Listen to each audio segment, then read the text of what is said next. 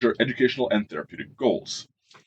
Today's main topic is historical perspective, stereotypes, and myths. Yep. Number 2 out of 4 in our historical perspective series. Mm-hmm.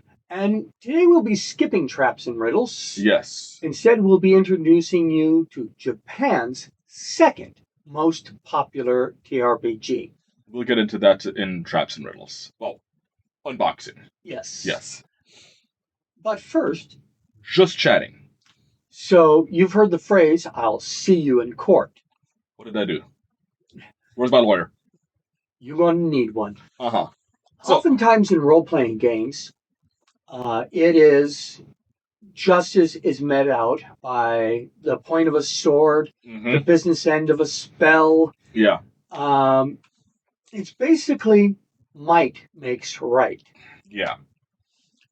But that's not to say that all lands in role-playing games are lawless. Some of them actually have laws and law and punishment and series of finding justice in a court or council like means. And some have actual solicitors. Yeah. So I believe in what is it? Dragon Heist. You actually do get a list of the simplified laws for Waterdeep. You get the laws and the punishments. Yeah. And they tell you that, you can go to court, but there's no method behind it. So I did some looking into methods, and in tabletop RPGs, the court trials are conducted using various methods that range from strict role-playing and to structured mechanical systems. Depending on the game's focus, Game Master may choose one of the following approaches. This, by the way, I have a link to the AI question and answer thing. You can do victory points. Yeah. Or social combat. Each successful argument, piece of evidence, or witness testimony words, you victory points. You get to the goal, you win. Yeah. Dice pools by argument. Each time you make a valid argument, you get some more dice. And then all the dice for the prosecution and the defense are rolled, and whoever gets the highest wins. Which means that really, I can have several good points and roll all ones. Yeah. And lose to a guy whose only point was, I said he was guilty. Yeah. Skill challenges. Persuasion, deception, history, law to influence the judge and jury. And Jenga towers. Like the drag method.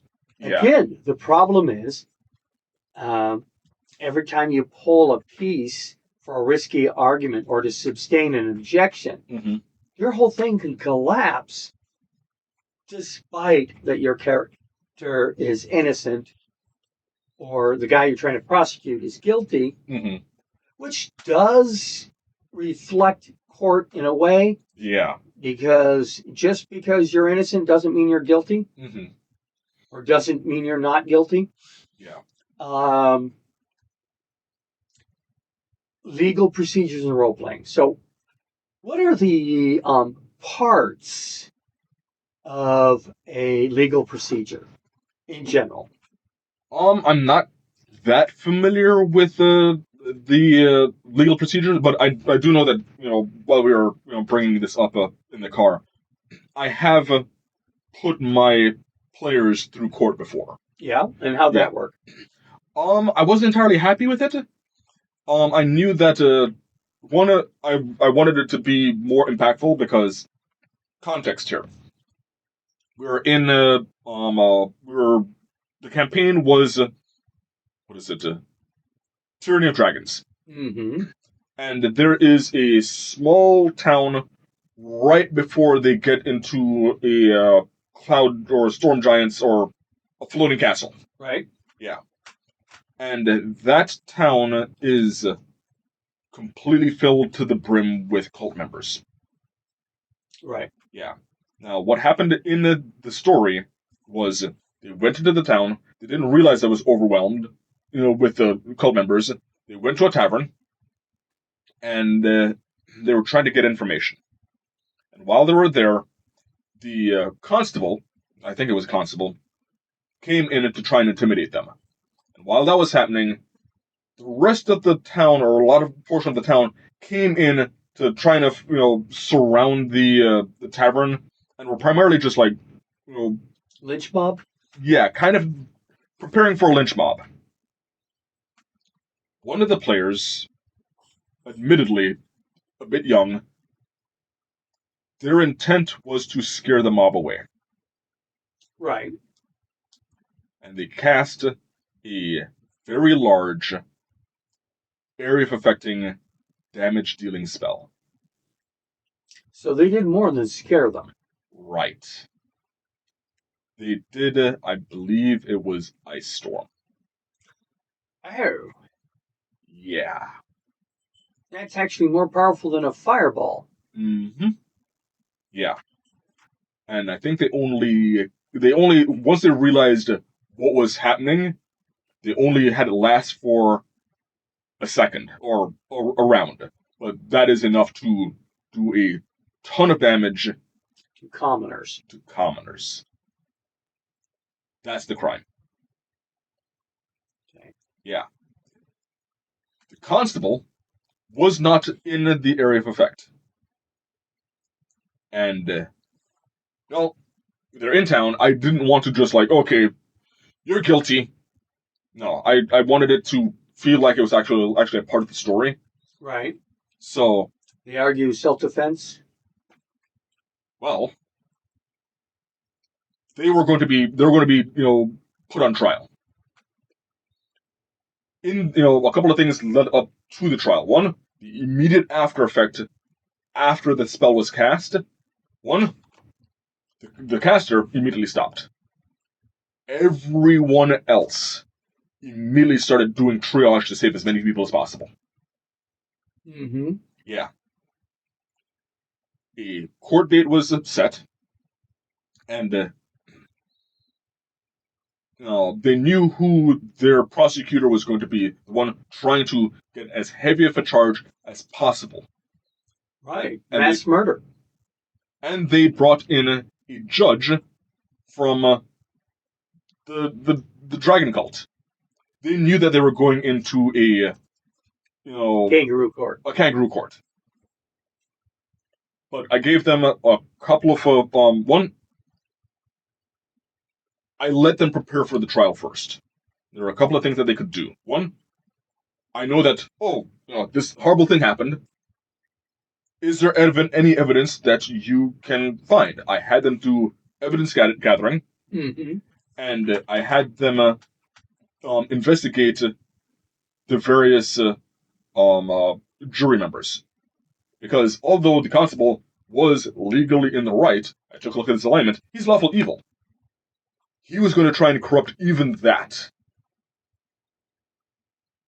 Trying to give, horrible thing that happened, still trying to make it sure that the players don't feel like they're just being railroaded here. Right. Yeah. So, I had them do all that investigation, and they found a couple of things. One, as horrible as it was, they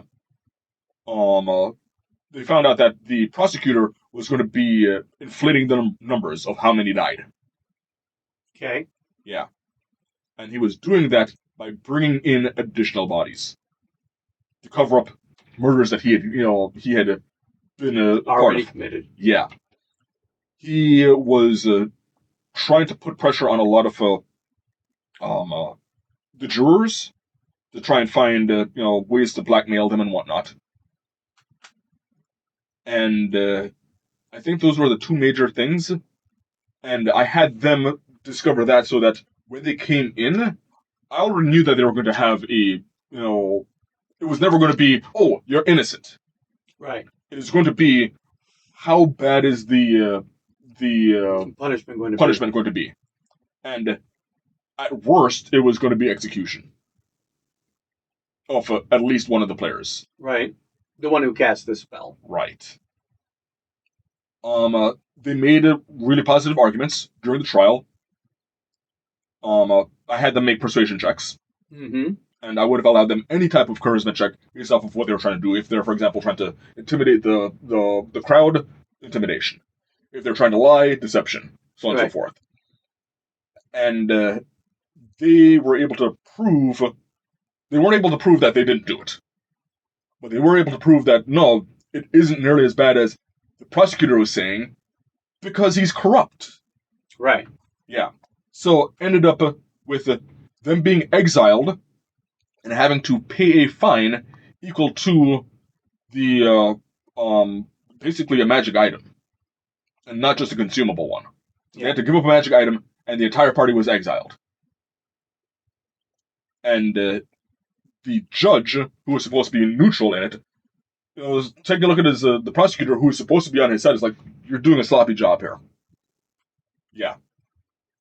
So that's how I did it.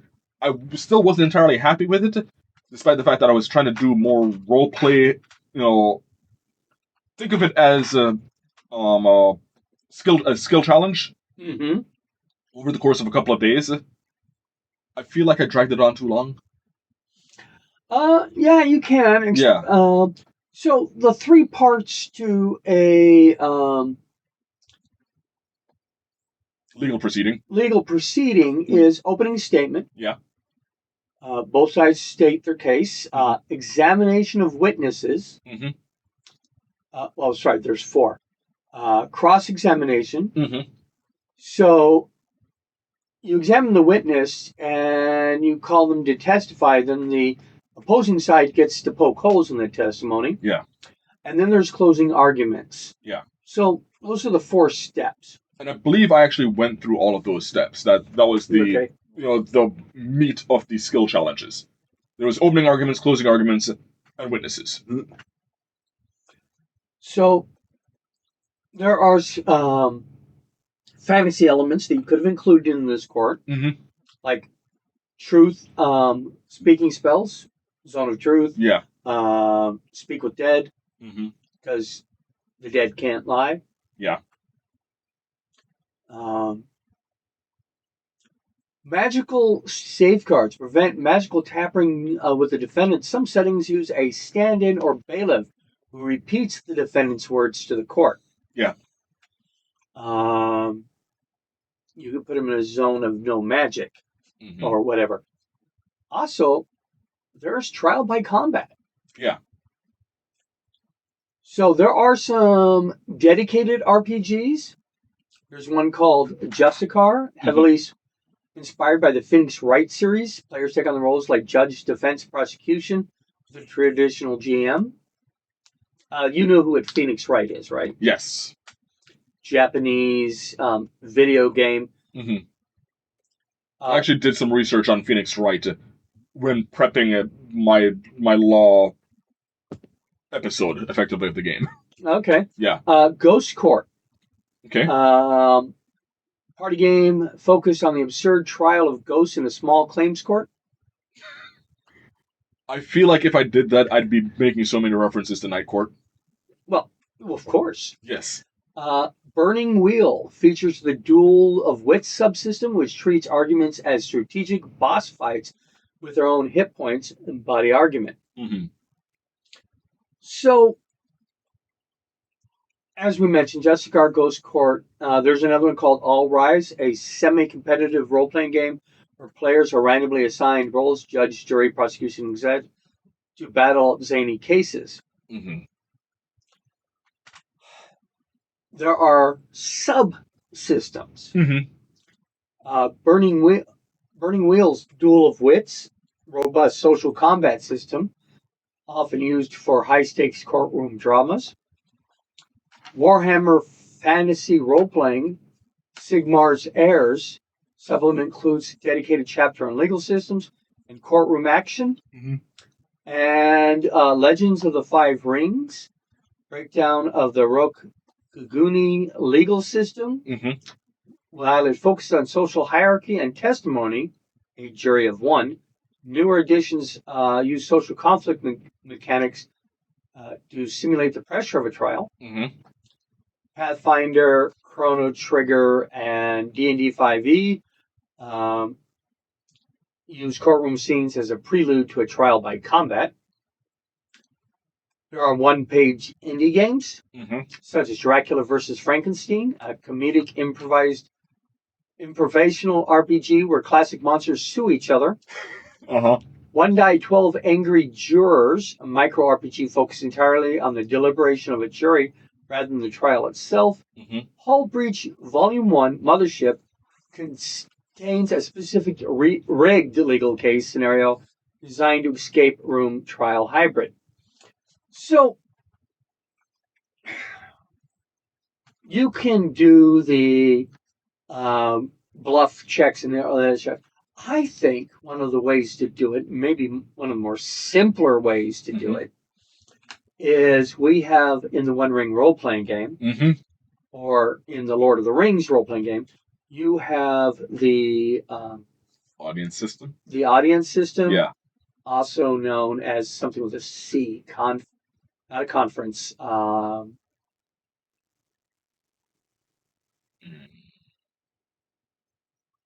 I don't remember. Yeah. They call it audience system, but there's another word that they use for an audience. And one of the ways is you're supposed to try to convince a person of your guilt or innocence. Yeah. So what I would do is you have the judge character. And if you want to have a jury character, then you're appealing to the juror, not the judge. The judge is a referee, but the jury is the person you have to convince. As a group, the group is going to decide yes or no. Yeah. Then you have the prosecution does their jury stuff. Then the defense does their stuff. And the team that has the best score at the end is the one who persuades the jury. Yeah, I was actually thinking about that. But like, if I had to redo my court case, I probably would have done precisely that. Where I would have done competitive audience systems. Yeah. Yeah. I think it would have been faster. They're basically just skill challenges anyway. And I still would have had them, do the role-playing elements of like, okay, we're, seeking out the jurors, trying to get an understanding of who they are, and what evidence is going to be used, on trial. Because I wanted it to be more accurate in the legal system where if evidence is being produced and shown on trial, you don't get to just say like, oh, this is a, random, surprise juror. That is actually illegal in the court system. Right. You aren't allowed to just like, here's evidence, and the other side doesn't know about it. Yeah, that is illegal. Yes. So I wanted it to be... And it does happen in television and movies where it says, we just found out this information. Yeah. Yeah, we didn't have 5 seconds beforehand to tell you there was new evidence. Yeah, at that case, I think there's like a sidebar. And we have to see, like, okay, is this even allowed to be entered into the court case? Right. And, you put the court on recess and give the other side a chance to see the evidence before it's presented to the jury. Yeah.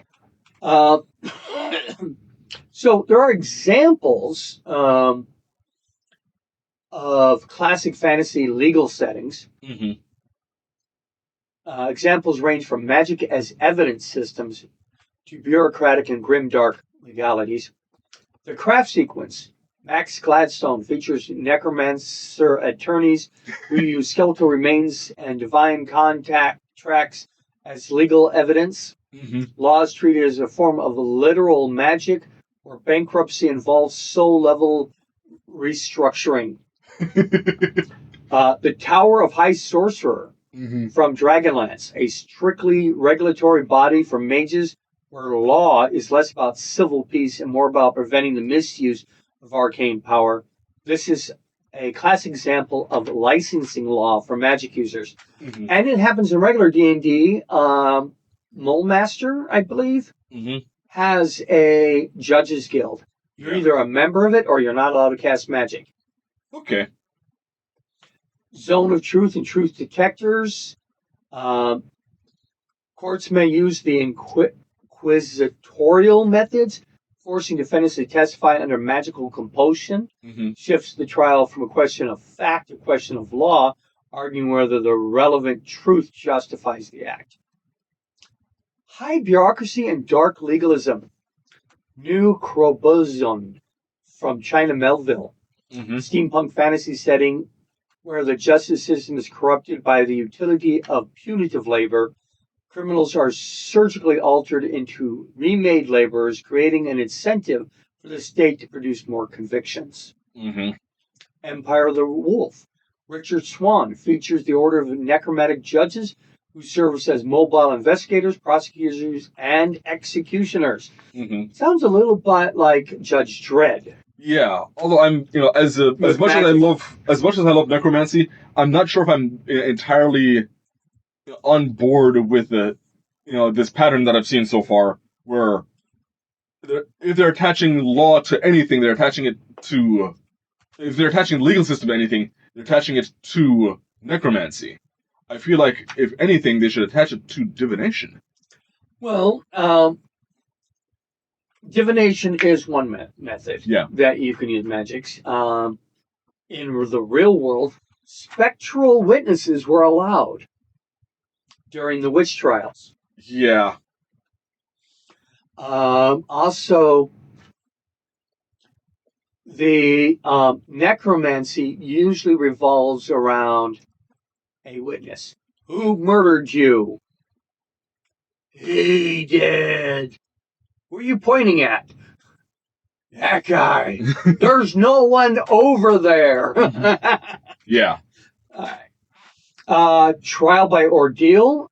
Ordeal by the host, where defendant must swallow a piece of holy food without choking to prove their innocence. Fantasy RPGs, this can be adapted to specific deity-themed challenges, walking through a god's sacred fire, coal walking, dunking the witch into the pool and see if she floats. I was thinking that, does the witch float? Right. Medieval Iceland, the sagas, the law-heavy society with no executive branch to enforce rules. GMs can use the idea of selling claims, where a victim of a crime can sell their legal right to compensation to a group of powerful adventurers, the PCs, to collect the debt by force. Okay, so loan sharks. The players are loan. Not a loan shark. You killed my dog. Yeah. You owe me 4 guilder. And I'm sending these guys after you to collect it. Yeah. Trial by ordeal. These are historical and mythical inspired laws. Collective punishment. In some settings, such as Lemaban Tonk, the law demands that an entire family or community pay for one individual's crime, creating high-stake dramas for PCs trying to save their kin.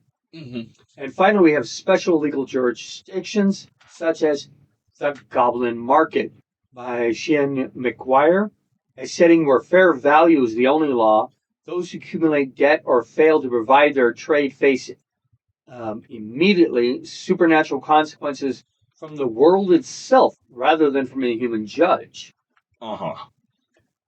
Mixed imperial courts, massive empires like the Elder Scrolls, or custom cities, a high imperial law for treason or noble assault often exists alongside province law, local moral codes, allowing GMs to play with jurisdictional conflicts. Yeah.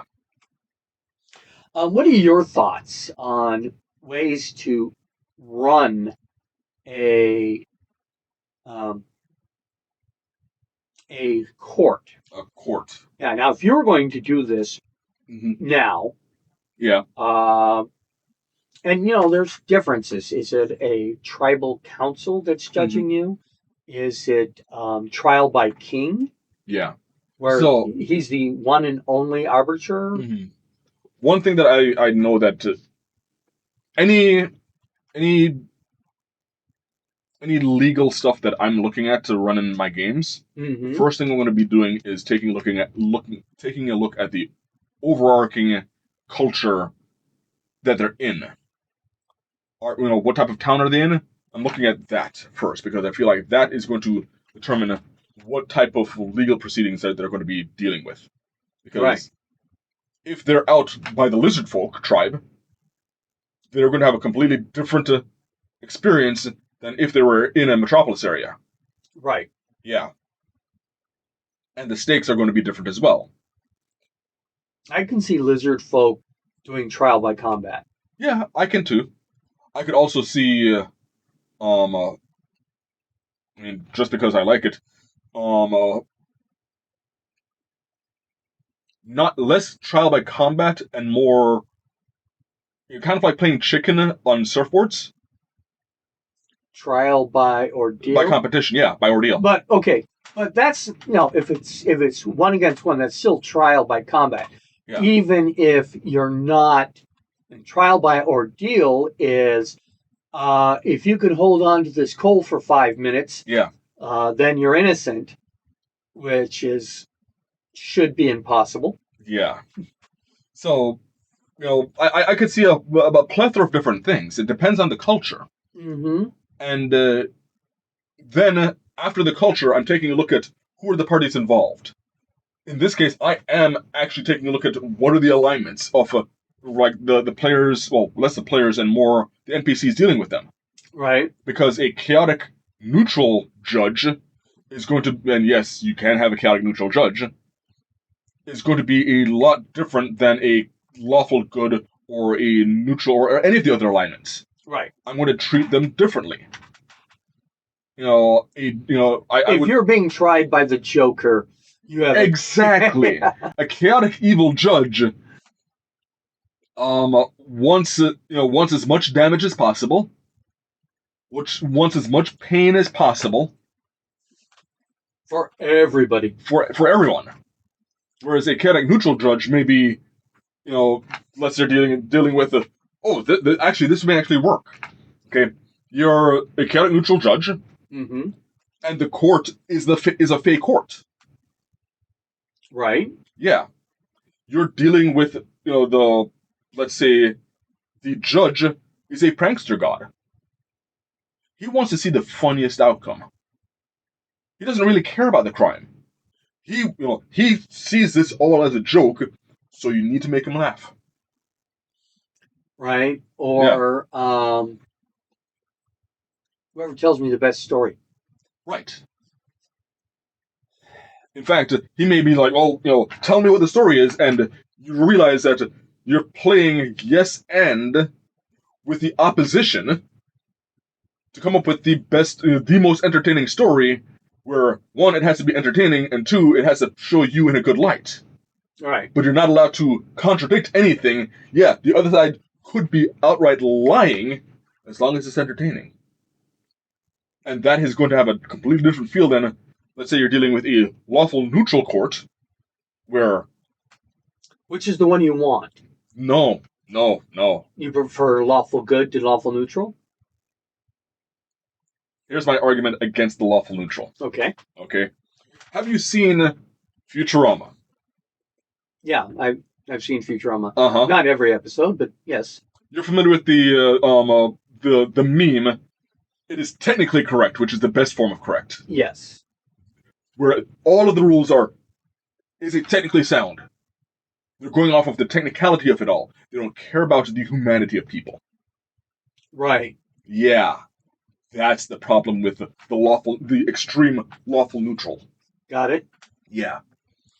With lawful good, they are trying to uphold morality and still be, a functioning society. Where the phrase "the mercy of the court" actually exists. Correct. Yeah.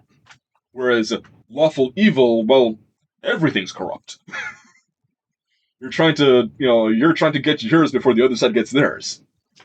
And there are some concepts. It's lawful, and it's also technically against the law to bribe, but it's long-standing tradition.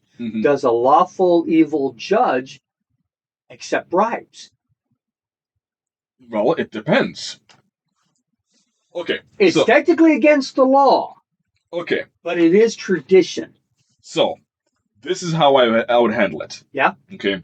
With lawful evil taking bribes. One, is it actually in the laws? You could make an argument that in lawful evil society, yeah, bribes are now legalized. Well, even if they're not legalized, right. There are cultures in the real world that bribes were technically illegal, but expected. Correct. The other aspect, and this is where I'd more than likely go, is like, yeah, bribes are illegal. Okay? The people, the bribes are still happening, but you need to be savvy enough to know how to hide the fact that you're doing a bribe. Right. Yeah.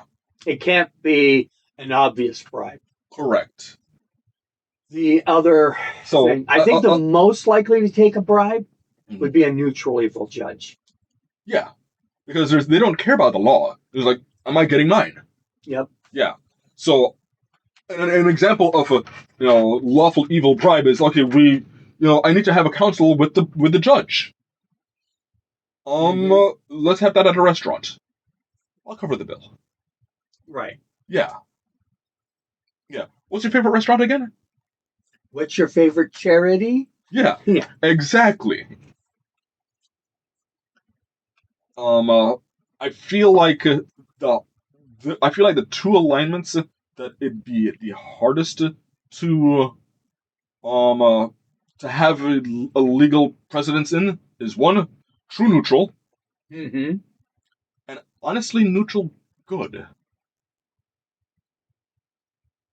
because they do want the best, but they're less concerned about the rules to get there. And maybe chaotic good. See, I personally feel I'm neutral good. Good for the sake of being good. Yeah.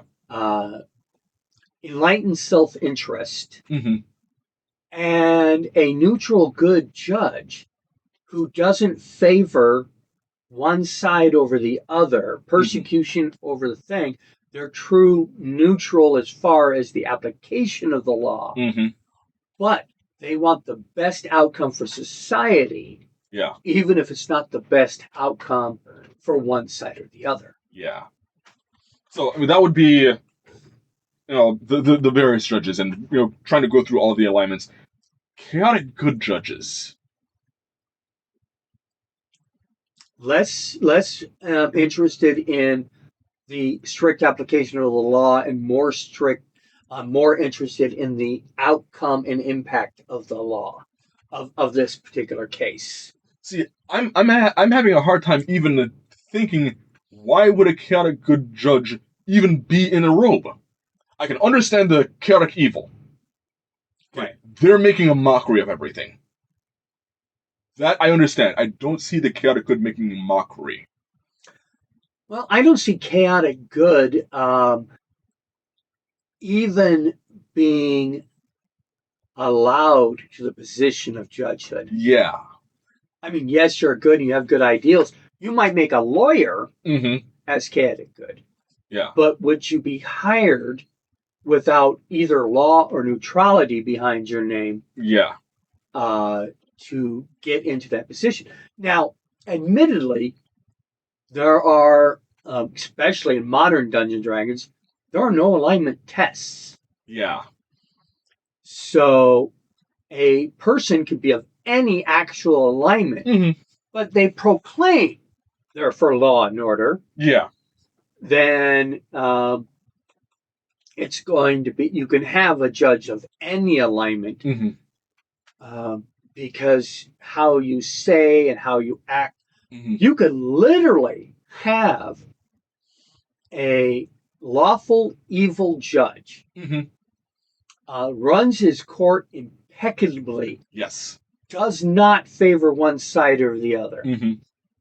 In court, he is true neutral. Yeah. Outside of court, he's keeping slaves in his basement. Mm-hmm. Or a serial killer. But he's evil, but he doesn't show the evil to the public in court. Or I feel like this is better. I mean, he's not as obvious. Never mind. Yeah. I almost said something political. Runs his court impeccably, Mm-hmm. but is constantly campaigning to change the laws to be more oppressive.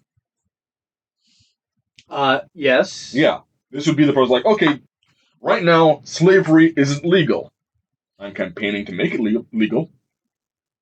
I want my slaves. But I'm not going to buy slaves until they're legal. Right. Yeah. And we've seen plenty of examples in the real world where people obey even unjust laws. Yeah. And I'm not one of those people who is anti-alignment chart. I enjoy the alignment chart. But I don't feel like it should have a strict adherence, because I've seen too many times where people will have a character with alignment, and instead of playing their character, they start playing the alignment. And kind of like pirate rules, I feel like the alignment chart is less of a law and more like a guideline. Well, a lot of people would say that, yes, it is a guideline. Yes. That's the whole intent, especially in the modern 5th edition, yes, where your alignment is basically a role-playing cue, yes, as opposed to having any actual impact. We don't have...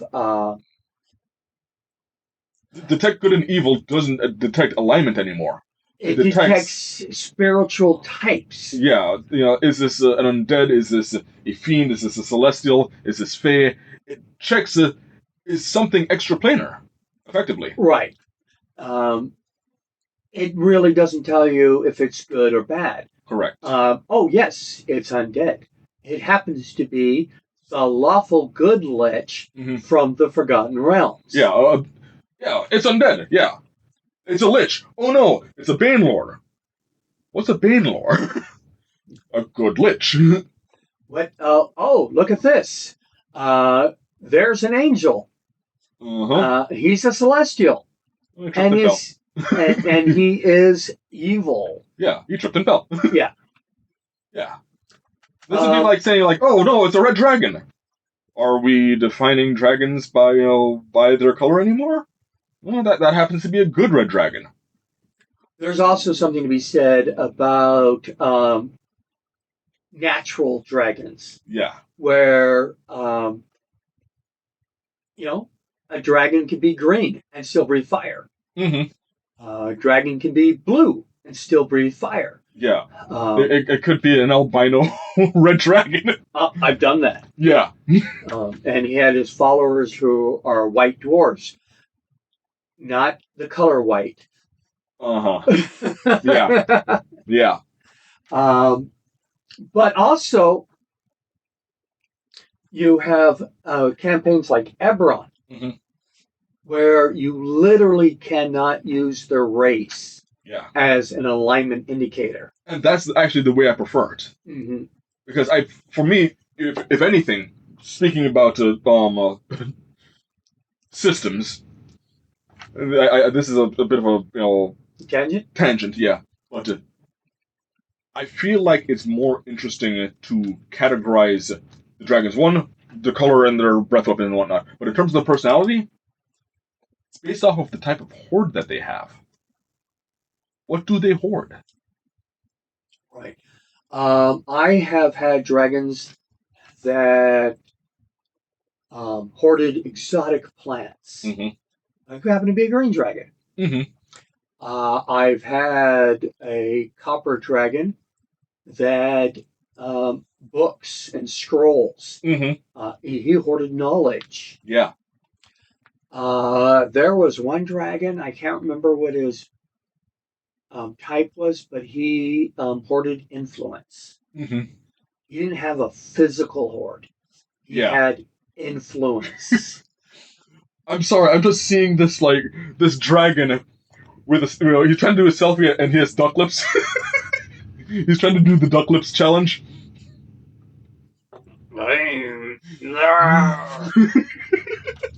Yeah. For my home campaign world, I have a red dragon who is the villain of the entire campaign. And his horde is power.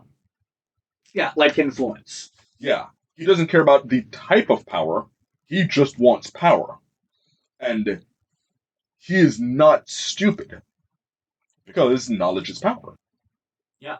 And the kind of like, the tragic thing about him, or at least his story, is that by the end, he wins.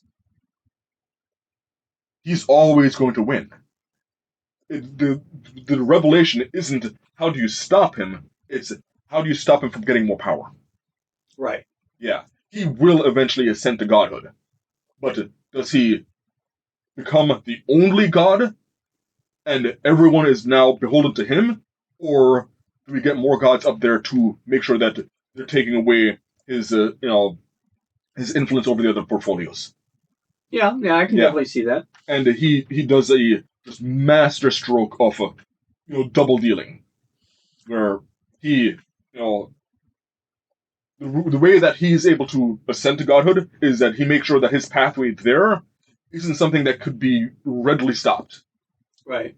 He unleashes, or he has 32 different ways to get there and just keep switching as he needs to. Well, he has a lot of that to get there, but his eventual end plot is he unleashes a demon horde onto the planet. Mm-hmm. And while everyone is dealing with that, he goes into the power vacuum for the demon horde. Right. He ascends there. How are you going to stop that? It's going to be hard. It's going to be incredibly hard. I have actual dragons going in there to try and stop the demon horde. The demon horde, the people who are being bamboozled, aren't the players. It's the demons. Yeah. The other thing that this was just from some webcomic. Yeah. The dragon that hoarded friends. That was so he had an entire village of his friends. That was his lair. Yeah. It wasn't a dark cave. It was a village. Yeah. I feel like that'd be really, really interesting because you've got a dragon who is genuinely trying to be friends with everyone. Yeah. And just I can imagine the heartbreak of he's in a social situation where he feels like he's losing a friend and he desperately just wants to stay genuine friends with them as opposed to just friends in label. Right. He actually cares about the quality of his horde. Oh yeah, definitely. Yeah. I feel like that's far more interesting than, white dragon breathes the ice. He's evil. Batman could be considered a dragon. His horde is children. He hoards orphans. Exactly. Yeah. All right, we're coming really close to the end of this part of the topic. So I do want to let you know that our next topic will be the historical perspective, stereotypes, and myths. And after we get done with that, we are going to be discussing and playing the second most popular role-playing game in Japan. Yeah, and there's I'm going to be bringing up some historical aspects to that specific story. I was tempted not to tell you because I wanted to see your genuine reaction when I told you on camera. Yeah, but I thought it would be a good idea to give you a head start. You ruined it. I can tell you exactly what would have happened. What? You would have seen me short circuit. I'd not been able to have a coherent conversation. Because in the conversation, I knew what that game was, and I literally couldn't remember the name of the game. But I know what it is. Yeah. Yeah. So we'll be discussing that pretty soon. But After these messages, we'll be right back. Welcome back to the RPG Talk Show. We're going into our main topic today, which is the historical perspective on stereotypes and myths. Yes, Yeah. exactly. Okay. We're going to talk about common stereotypes and myths about role-playing players. Yeah. This often centers on outdated demographic profiles, social behaviors, and your favorite topic, historical moral panics. Yeah, I'm prepared today. Yeah, that's good. That's good.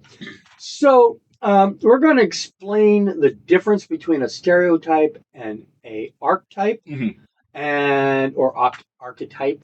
Yeah. Depending on how you pronounce that. And we will also get into Hawk Robinson's, the president of RPG Research. He has a theory of his own. Yeah, he has a personal theory, and we'll direct you in the doobly-doo where to read that article. Yeah. But let's start with demographic stereotypes. Actually, before we get into that, what is the difference between a stereotype and an archetype?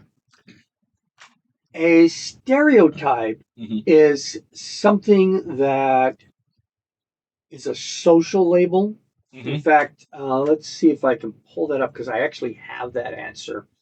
Yeah. Right here. I figure that's important to get off right off the bat. What the difference is between a stereotype and an archetype.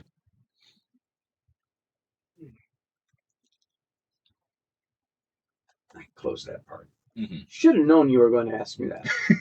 Yeah. Well, I may have it in my notes here. Let me quickly jog down to that. Yeah. I know that stereotypes are inherently limiting, whereas I want to say archetypes are more like building blocks. Well, yeah. The archetype is a particular type of player. Yeah. While a stereotype is labeling a group. If you're a player, you're this or that. Those are stereotypes. Yeah. If you discuss what type of player you are, those are archetypes. Yeah. So someone could have multiple archetypes, whereas they tend to only fall into one stereotype, and it tends to be not even. I don't want to use the word pejorative, but it's inherently limiting. Yes. And it may try to attach concepts to you that don't belong there, whereas archetypes don't require you to have everything. Okay. Yeah. So here's the answer. Regarding attempts to classify player motivations or preferences, the theories and assessment tools of Bartle, Yee, and others can be summarized by evaluating play styles. Language based on stereotypes places the constraints of assumption around an identity-locked population. These constraints are not expandable and are often counterproductive for professional language shorthand. In contrast, archetypes are base structures of commonly identified traits and behaviors used as shorthand for constructive language without being constraining.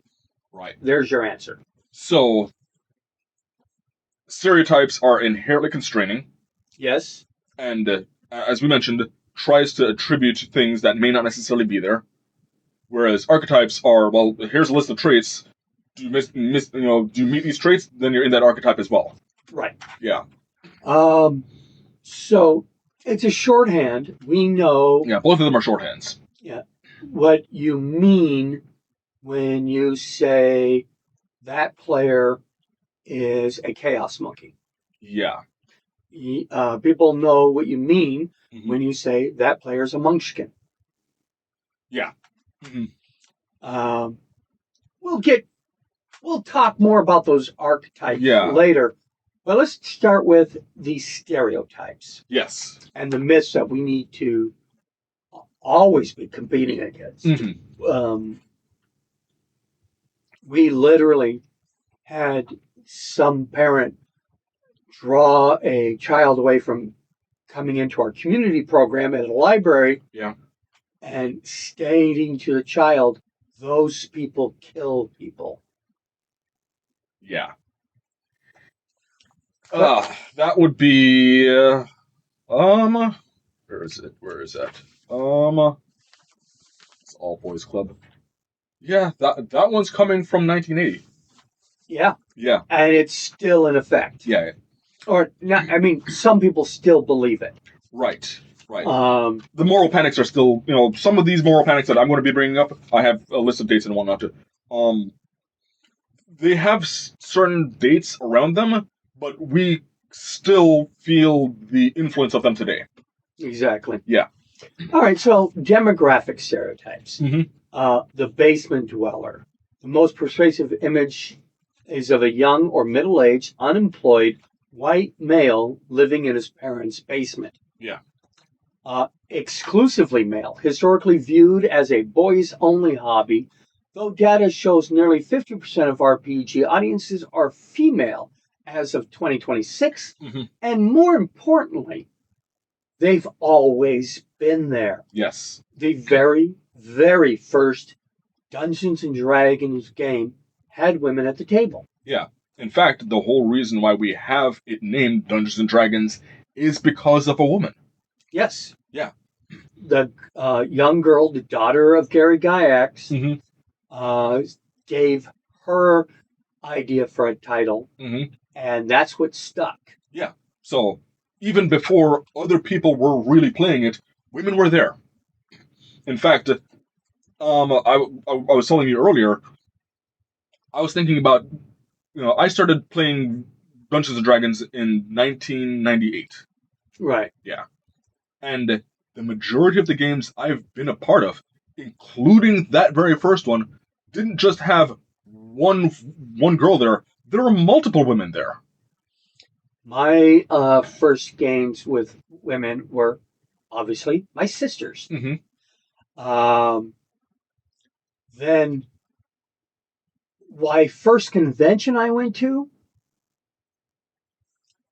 wow, I didn't know there were attractive women. Go. Yeah. I saw, some surprising examples of femininity on display at conventions. Like, it takes all kinds. Yeah. Yeah. Like there's booth girls. My first convention also was probably my first example of BDSM because of the particular costume these people chose to wear. Yeah. But yeah, women always have been part of role-playing games. Yeah. And unless we somehow eliminate gender entirely or biological sex entirely, yeah, I think that's going to be incredibly difficult. Yeah. But I do later want to circle back around. Not that, going against the stereotype of it being an all-boys club, it's still... There is a conversation still to this day being had about that all-boys club. And it is counter to reality, but that conversation needs to be had, and it is an incredibly impactful conversation. But I'm going to get around back to that. Okay. The other demographic stereotype is that it's just for kids and teens. Many believe that it's child's play. It has no use among adults or serious individuals, but millions of adults use them for complex storytelling and professional skill development. Yes. And of course, we use them for skill development, education, therapeutic, entertainment, leisure reasons. Yes. So, and I would say right now, the adults outnumber the kids. Yeah, but there's no scientific evidence behind that statement. We don't have a census on that. Yeah. But I feel like there's especially in the United States, I've noticed that there's a trend that I've seen of opinion where it isn't to say that role-playing games is only for kids.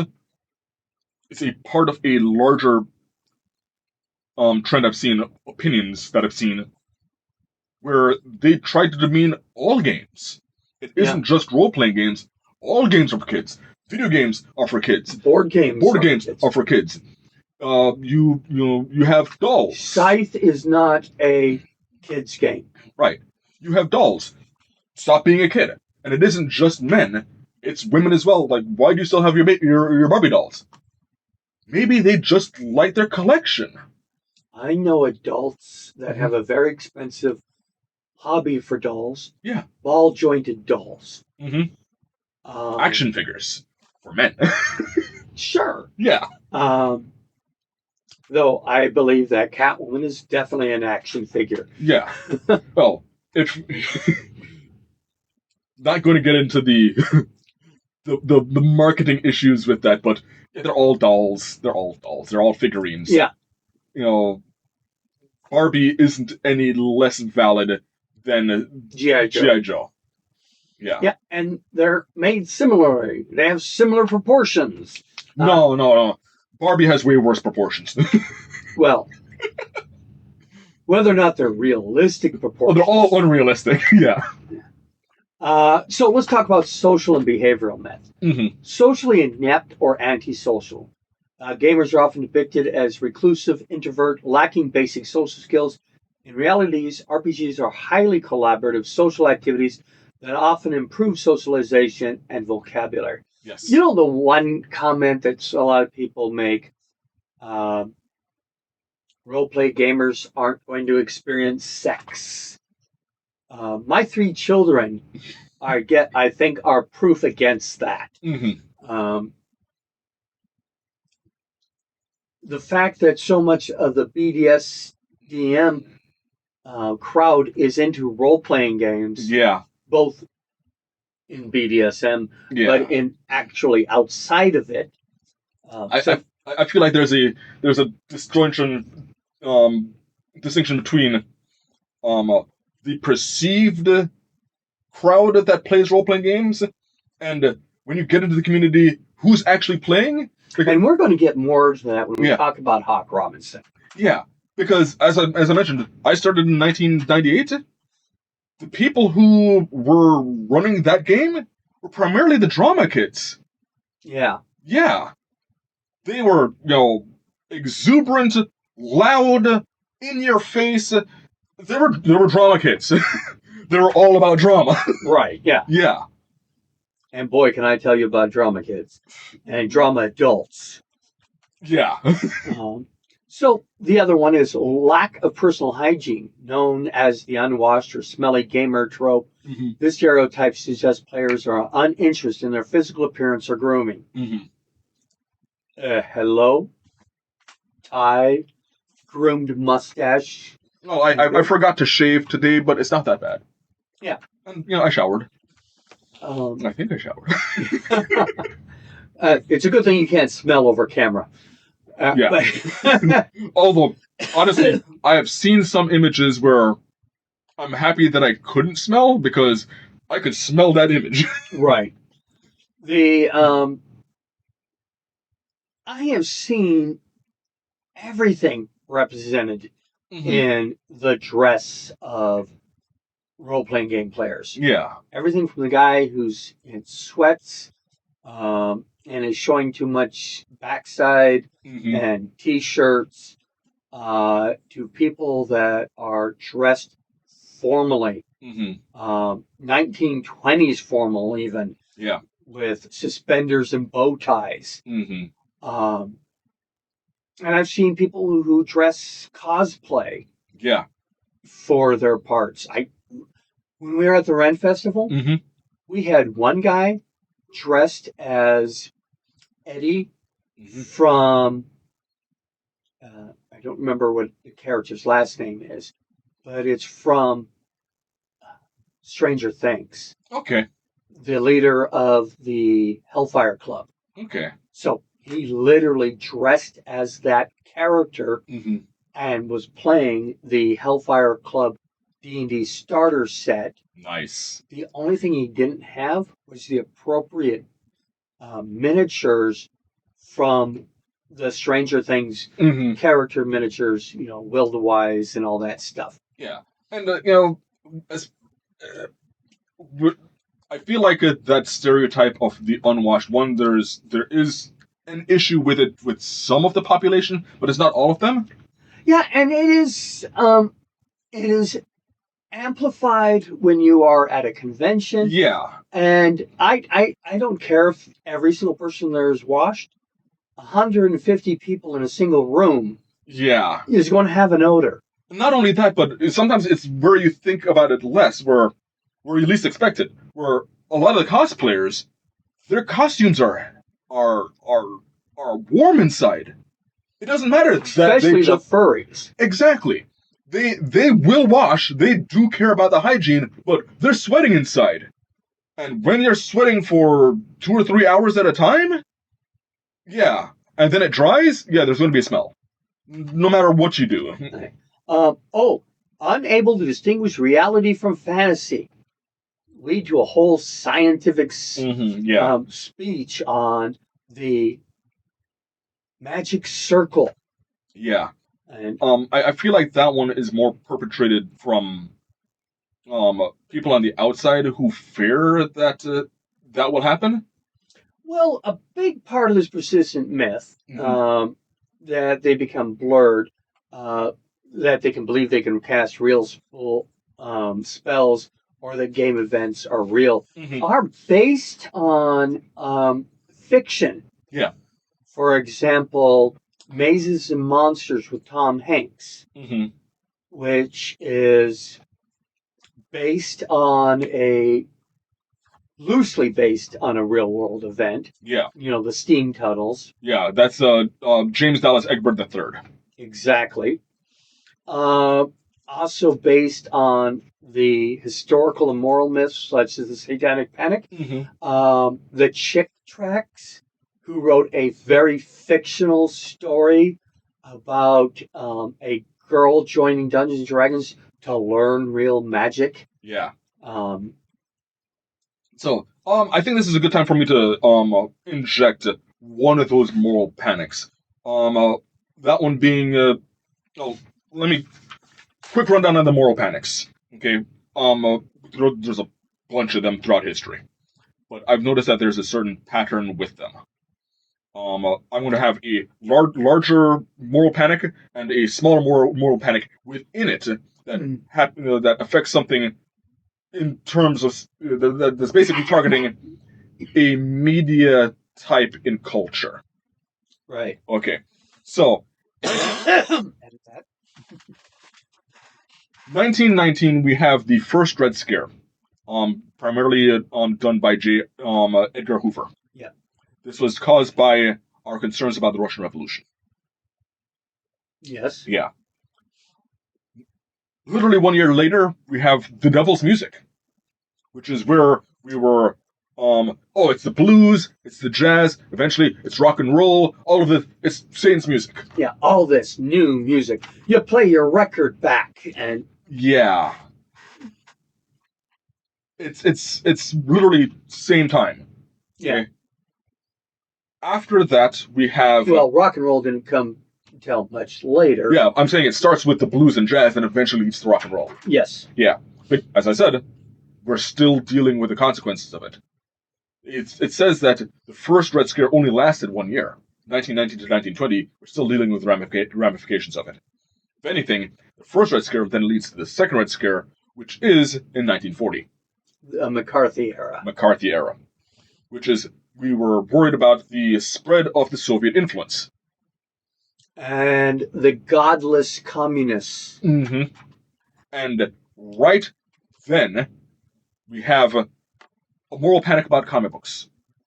And if you've been around enough, you know how much information I have on this. This is Seduction of the Innocent. You're a historian on this particular topic. I'm getting there. Subject matter expert. Yeah. We have the Dr. Frederick Wortham, who created a book called Seduction of the Innocent that proved, or at least made the argument, that comic books cause juvenile delinquency.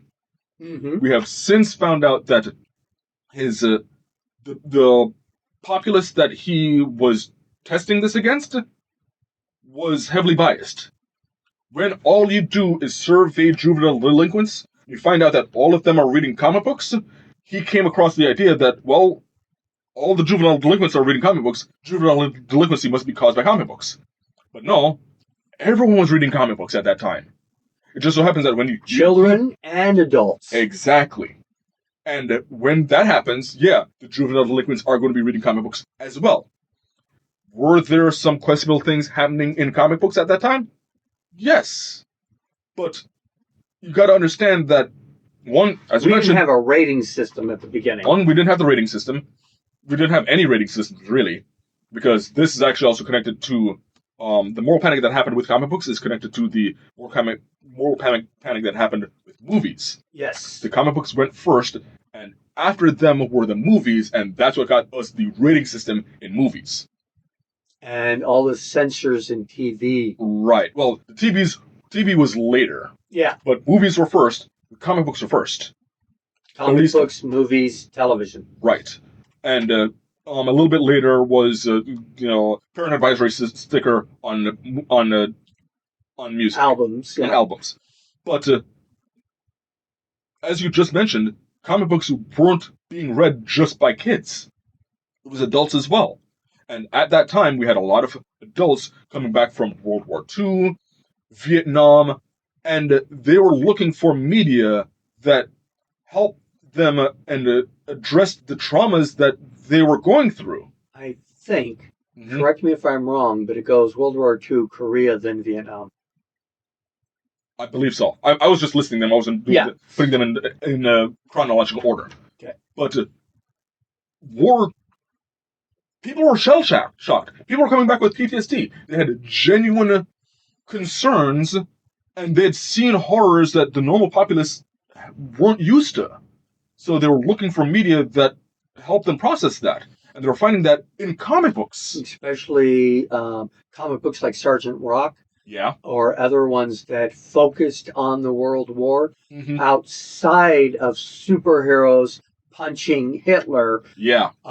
There were definite stories that were directly taken from World War II. Yeah. Or at least and there were adult-level comic books dealing with topics of horror. Yes. Or other adult topics. Yeah. That were never meant for kids. Yeah, they were never meant for kids. In fact, we had an entire publisher that is now defunct because of the regulations that we had put on the comic book. Was that EC Comics? That was EC Comics. The two big ones used to be DC Comics and EC Comics. And what happened with the Seduction of the Innocent bankrupted EC Comics. EC Comics were the ones that were doing Weird Tales and the various horror, war comic books, a lot of the romance comic books. Some people actually believe that the crackdown on comic books, the after effect of it, was primarily targeting EC Comics because they were trying to reduce competition.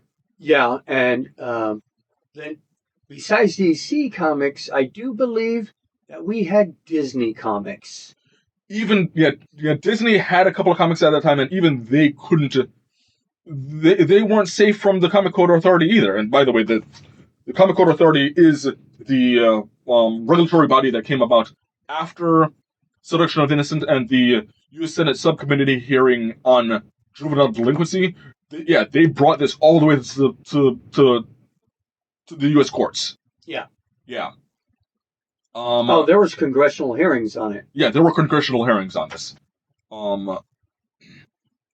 Yeah, no one was safe. And eventually it got to the point where, and this is a bit of a comic book history, you could not have a comic book on the public stand without having that stamp on it. Only recently has, and I mean, in this millennium. Yeah, within the century. I want to say if it's been 10 years, it may be too long ago that we started really getting away from the Comic Code Authority. Yeah, that people actually bothered to publish anything that didn't have that stamp on it. Image Comics, DC, and Marvel eventually dropped it all with their own rating systems, Mm-hmm. and the Comic Card Authority eventually, I don't want to say rebranded, but it was repurposed, and it is now, I believe, something to help protect comic books. And they're still... The Comic Book Legal Defense Fund? I think it may be connected to that. Yeah. Yeah. So they're trying to maintain the history of it because it is ultimately a history of censorship. Yes. Yeah. Now, what you eventually brought up to was the next panic was the Satanic Panic. The Satanic Panic was in 1980s. Yeah. And this was myths claiming RPGs promoted Satanism, witchcraft, or the occult. So did albums. Yeah. So did movies. Mm-hmm. I don't think video games were yet a target. Oh, they were. They were a target for censorship. Yeah. Yeah, they were. Well, I mean, there were simple video games in the 80s. But there were still some very adult video games that were still less than 8-bit. Yeah. Yeah. Mm-hmm. I remember a video game from the 80s, which it didn't have digital. It had film targets of tanks, and you shot the image of the tank, so it was more realistic. Yeah. So, we say that the Satanic Panic started in the 1980s. Yes. In 1979, James Dallas Egbert III went missing. And he was eventually found. I believe there was a podcast that theatric retelling of it. Yes. But the crux of what was going on with James Dallas Egbert III is a detective came in and was trying to understand what was going on with this missing child. And he made an offhand comment about Dungeons and Dragons. College students, by the way. Yeah. That maybe it was connected to, Dungeons and Dragons, and people took off with that. Oh yeah, it was much more interesting that it had anything to do with drugs. Yeah. Now, or his homosexuality. Getting back into that, 1 year later, James Dallas Egbert III commits suicide. And some people are like, oh, Dungeons and Dragons causes people to commit suicide. By the way, there's another one coming with that. Yeah. But I would make the argument that, he played Dungeons and Dragons. Okay. He also was very isolated. Was in the 1980s dealing with the fact that he was gay. Right. In a society that very much was against homosexuality. And it was just starting with the HIV panic. Oh, yeah. And on top of that, he was a designer of designer drugs. Yeah. Yeah. I feel like those three are much more impactful to him committing suicide than him playing Dungeons and Dragons. But they weren't as interesting. No. And if it bleeds, it leads. And if someone died, go live. So, exactly. 1982, Irving Lee Pulling commits suicide. Yes, Patricia Pulling's son. Yeah. His mother is Patricia Pulling. Patricia Pulling sued the son's high school principal, claiming that the in-game curse placed on Irving Lee's character was in real life. That was eventually dismissed. She also sued TSR. Dismissed. In 1983, 1 year later, she creates Bad, Bothered Against Dungeons and Dragons. Yes. Yeah. Bothered About Dungeons and Dragons. Yeah, Bothered About Dungeons and Dragons. And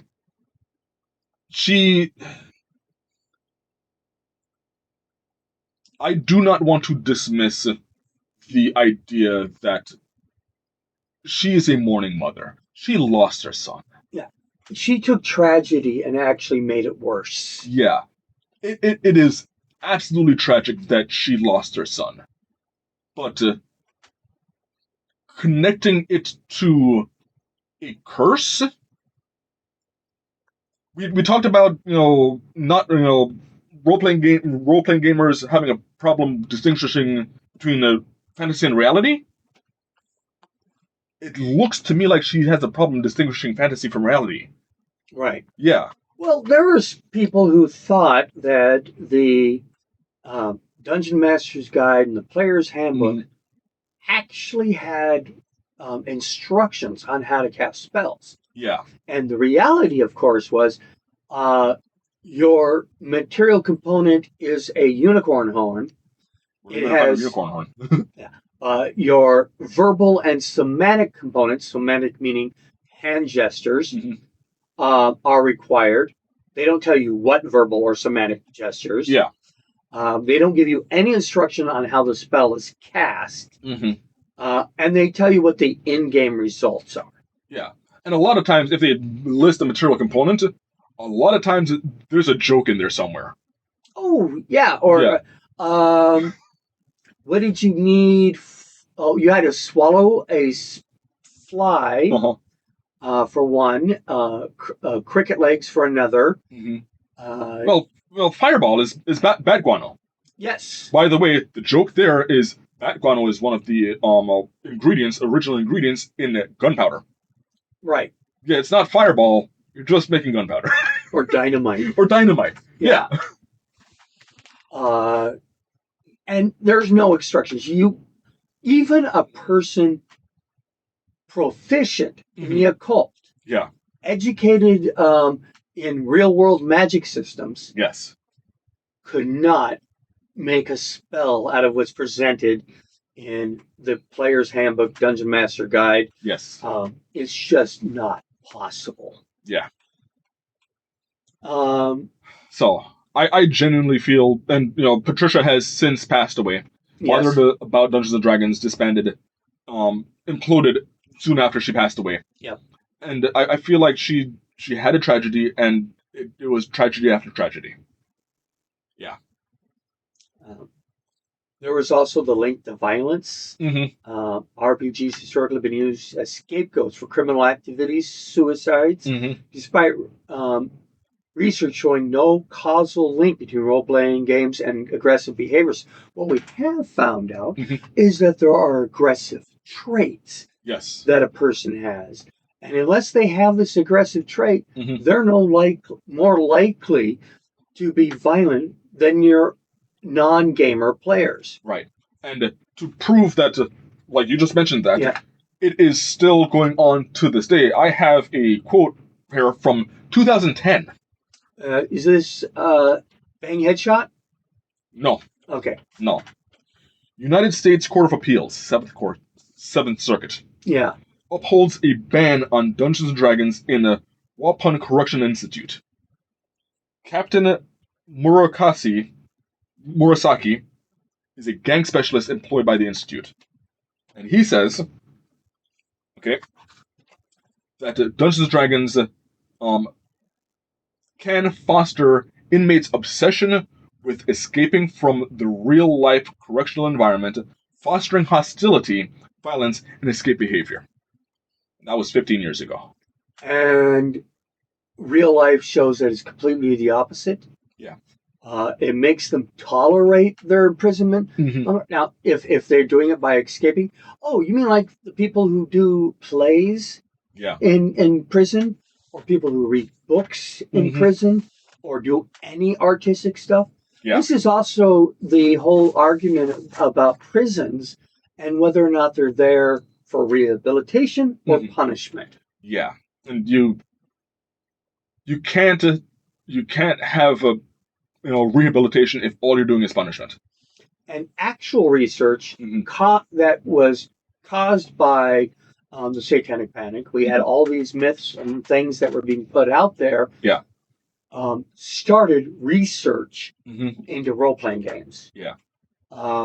Including by Hawk Robinson, very early age.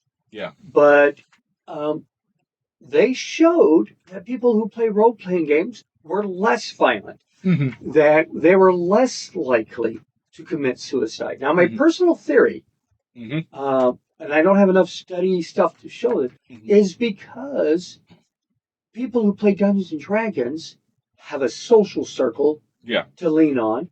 They're actually practicing problem solving. Yeah. they get those tools that they need to deal with their problems rather than looking for the escape patch. Now, I have some anecdotal information on that. Yeah. But I understand that it's anecdotal, but it's personal anecdotal because it is me. Right. Okay. So, full disclosure, I suffer from mental health issues. I don't know anybody who doesn't. Right. One of the major ones that I've had to deal with is depression. Mm-hmm. And my depression started at an incredibly early age. To the point that by first grade, I was suicidal. I have a very long history of fighting that. I'm in a healthy place. Don't worry about me. But I'm incredibly analytical.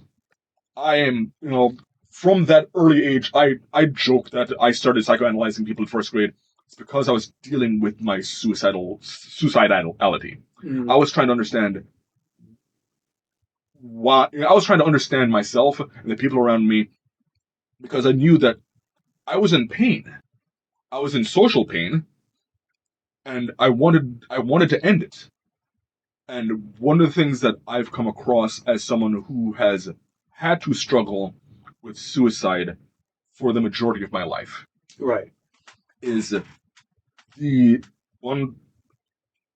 Every single person that I've come across that has committed suicide, it's either 99% of it is they're escaping pain, be it social, physical, or mental pain, some type of pain. Yeah. Okay, but one of the number one ways to stop that is, do they have other options? Can they find other options than to reduce the pain that they're in, other than ending it permanently? Right. And one of the things that I've found when it comes to role-playing games is it does teach a lot of times problem-solving skills, which inherently gives you more options. I completely agree. Yeah. We need to wrap this up a little bit, so let's speed things. We were going to talk about common player archetypes. Yes. Within gaming community, players are often categorized into specific tropes. The power/munchkin gamer, min-maxer, focus solely on winning by creating the most mechanically powerful character possible, often as the expense of role-playing. Yes. The rules lawyer, someone who's obsessively quotes rule books to gain an advantage or correct the game master. Rules lawyers come from a generally a place of anxiety. Exactly, that's what I was trying to say. There's the edgelord. The player creates an overly dark, brooding, or loner character who refuses to cooperate with the group. Stop looking at me. You play these dark people, but they cooperate. Yeah, admittedly, I started there. I've learned to, rehabilitate to a certain degree my edgelord characters. Right. Oh, and the gamer's girlfriend. The unfair assumption that any woman at a table is only there because of their boyfriend's interest and has no personal passion for the game. My wife actually has that issue, has that problem. The first couple of games that she was in, she was treated like the girlfriend. Gamer girlfriend? Yeah. She enjoys role-playing games. It's one of the reasons why I married her. But she's also really good at it. Oh, yeah. My wife, too. My wife has created some of the most unique characters I've ever seen. Yeah. But also, many, many famous women play role-playing games. Yeah. Now, there is a list of archetypes that is pretty long here, but I'm just going to hit a couple of the ones. There's the ADHD player, distracted, fidgeting, cheater, grognard. That's the old school players. I'm looking at you there. Yes, definitely me. I'm a grognard. I'm not so grognard as I've played original D&D, but I played everything since. Yeah. jester, method actor, Mm-hmm. murder hobo, psychopath, Mm-hmm. sexual fanatizer, Yeah. sleeper agent, the snacker, and the tactician. Mm-hmm. That's just a short list. You can find more in the doobly-doo. Yeah. Now, I do need to put out just a quick blurb on the last part we were going to talk about more in depth, but we're going to just narrow it down. The Hawk Robinson's gamer floater theory. Yeah. Hawk Robinson, being the president of RPG Research, Mm-hmm. posits that the proportion of gamer population most noticed by the public Mm-hmm. and which disproportionately reinforces negative stereotypes about gamers due to their disruptive behavior and odious appearance consists of only about 3.2%, give or take 1%, of the entire gamer population. Yeah. They're the ones that are most public. They're the ones that you see at the game stores. Mm-hmm. They're the people who float because They flow from one group to another. yeah, trying to find that group that will accept their behaviors. Mm-hmm. There is a link to a full article on that. Yeah. I did want to say that I wanted to, circle back around to the whole boys' club issue. Yeah. Yeah. So, I feel like this needs to be addressed because there is, even recently, we have an issue with this mentality. Honestly, it's misogyny. Yes. Yeah. There is a issue with held by too many men that their identity as a gamer, be it a roleplay game, RPG gamer, video gamer, whatever, is being threatened by feminism. Honestly, Or the existence of women. yeah. I feel like this is not even most recently. I wish it was most recently. Recently, exemplified in the 2014 to 2015 Gamergate. Yeah. Yeah. So I was there for that. So was I. It really, I feel like there's a lot of men who have this identity that they're a gamer, and that the presence of women minimizes that identity For some reason. And these people are also what they call incels. Yeah, the incel culture. Honestly, the whole manosphere at this point right now is connected to this. Yeah. And I feel like, well, I'm fairly certain, because I've engaged with a number of them, it's based off of a level of insecurity. Where, for whatever reason, they're insecure around women, and they're insecure around with the power that, that they were given unjustly because we live in a patriarchy. They'd rather have power unjustly that they don't deserve and treat people as subhuman than trying to actually engage with other people. And this has been fandom in general. Yeah. Like comic book fandom. Yes. And cosplayers. Mm-hmm. If you're a real fan, what is Batman's butler's full name?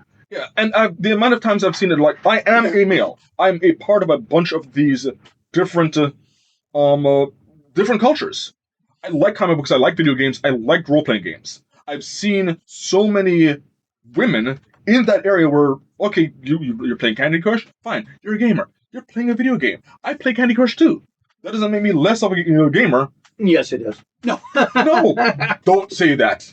Because Candy Crush is closer to Tetris, and Tetris is one of the first video games, and it's one of the most, I know. Yeah.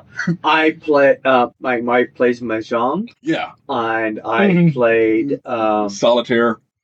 Oh, Solitaire, Minesweeper. Yeah, it is absolutely absurd to try and exclude women because they don't like the specific genre within comic books or video games or role-playing games as as men. Well, and no. Here's the real problem: is that they do like the same genres. Right. They cosplaying these superheroes or supervillains required fandom and research and actual effort, and you show up with a cheap T-shirt and question their legitimacy as a fan. Yeah. And here, some of the absolute best, and I'll use comic books here as an example here. Stan Lee and Jack Kirby created the X-Men. Yes. And they were horrible. They were worthless. They were about to be canceled. Okay? It wasn't until Chris Claremont came in and revitalized them. And you want to know what the secret sauce that Chris Claremont injected into the X-Men? Social commentary. That. And diversity, but the most important one, soap operas. It was soap opera after soap opera. Who's sleeping with who? Who's cheating on who? It was all just soap operas. Right. And I grew up in a time where, I'm a guy. I'm never going to watch soap operas. No, I'm here for the tea. I'm absolutely here for the tea now. I used to. My favorite soap opera was Dark Shadows, with General Hospital behind it. Yeah. Yeah. So I feel like these video games, all of these subcultures are only benefited by having more voices. Oh, definitely. Yeah. So I agree with you. So we went over.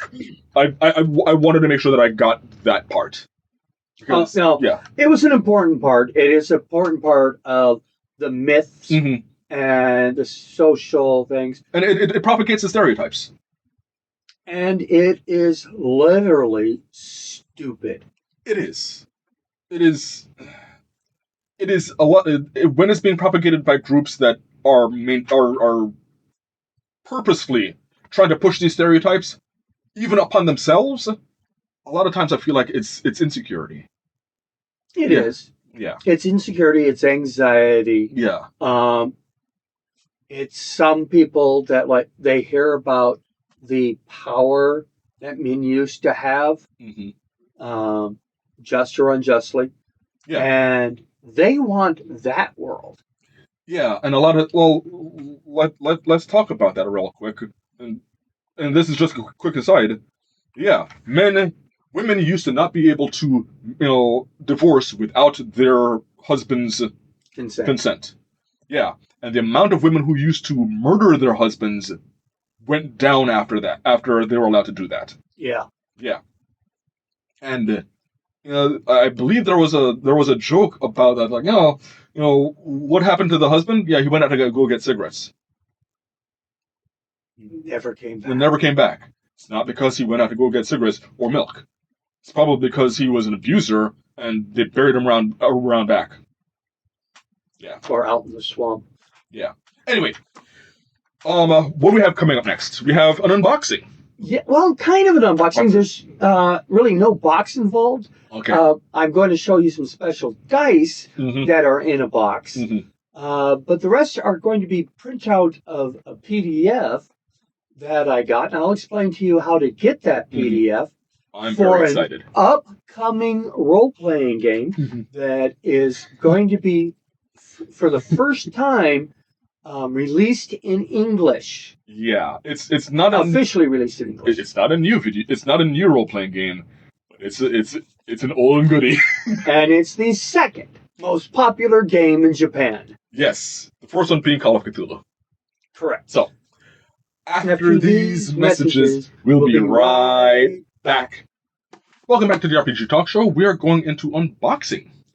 Yes, this is a unbox/play test. Yes. But the first thing we want to unbox will lead us into what we're actually here for. Now, you mentioned that this is the second most popular role-playing game in Japan.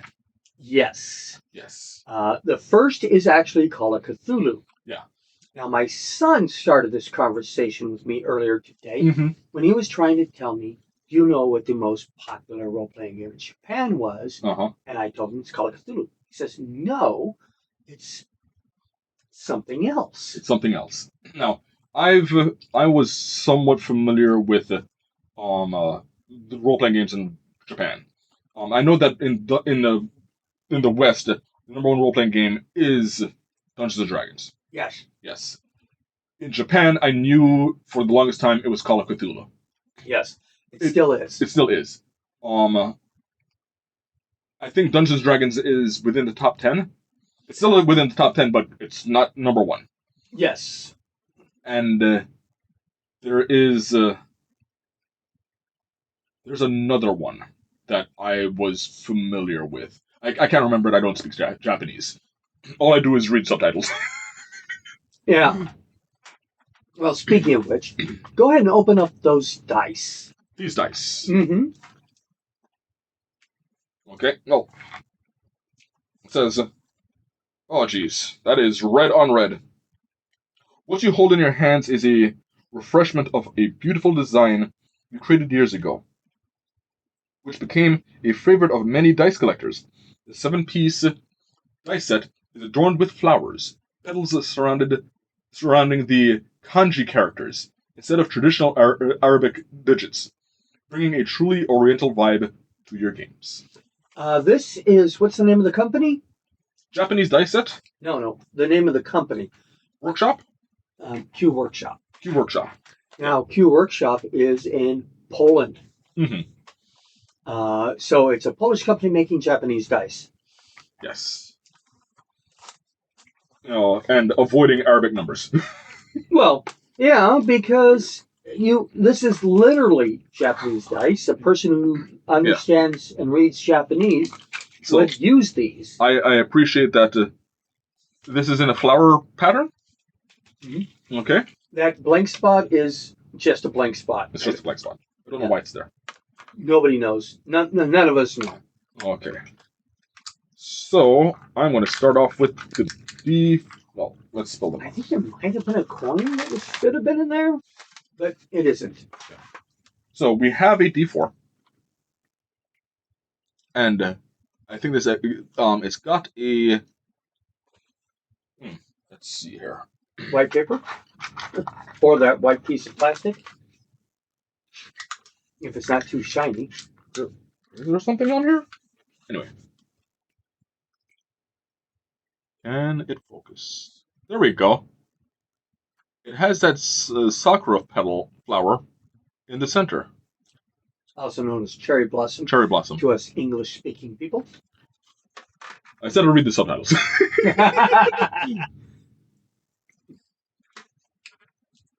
Yeah, and these are nice. These feel good.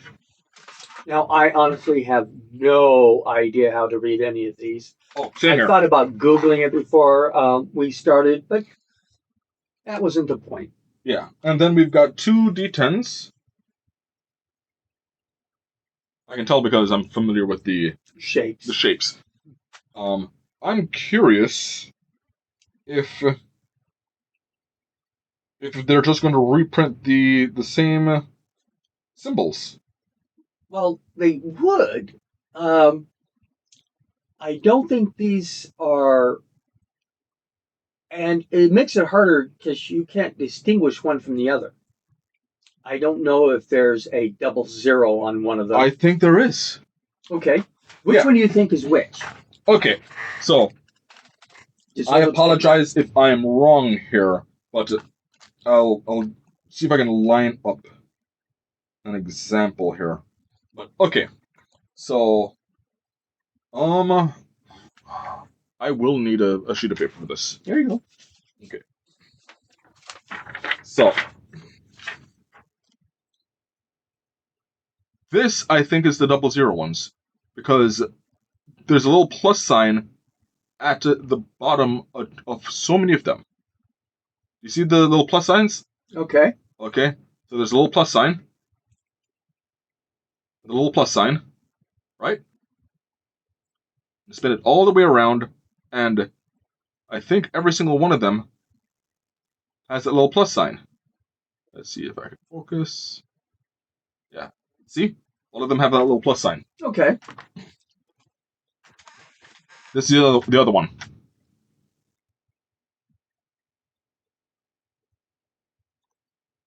Come on, focus. But I think you can tell even with the blur right now, there's no plus signs.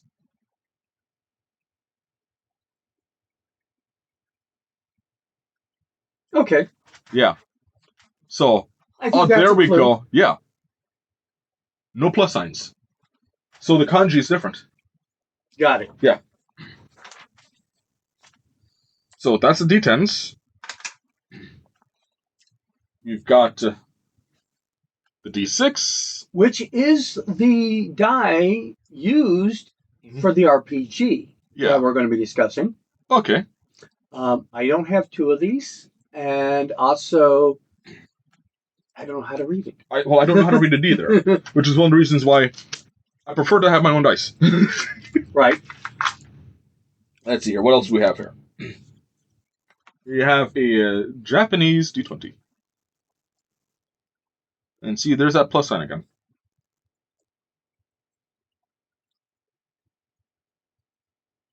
But it's not on all of it.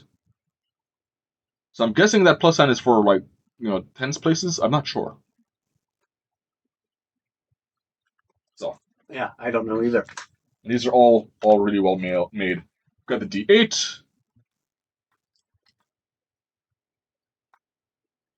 And the often unused D12. That almost looks like it's made for the Lord of the Rings because of all the ruins on it. Yeah. And it's actually kanji. All right. Yes. We've been keeping this a secret for too long. Uh-huh. Call of Cthulhu is the undisputed leader in popularity. Yeah. Its success largely attributed to replays, recorded or written sessions edited with visuals and voice synthesis, which became a viral phenomenon on Japanese video platforms like Nikoniko. Now, Sword World RPG is the most popular domestically produced fantasy TRPG. And that's what we're going to be looking at. Yeah. First released in 1989, it was designed specifically for Japanese players using only 6-sided dice and pocket-sized bunkoban books.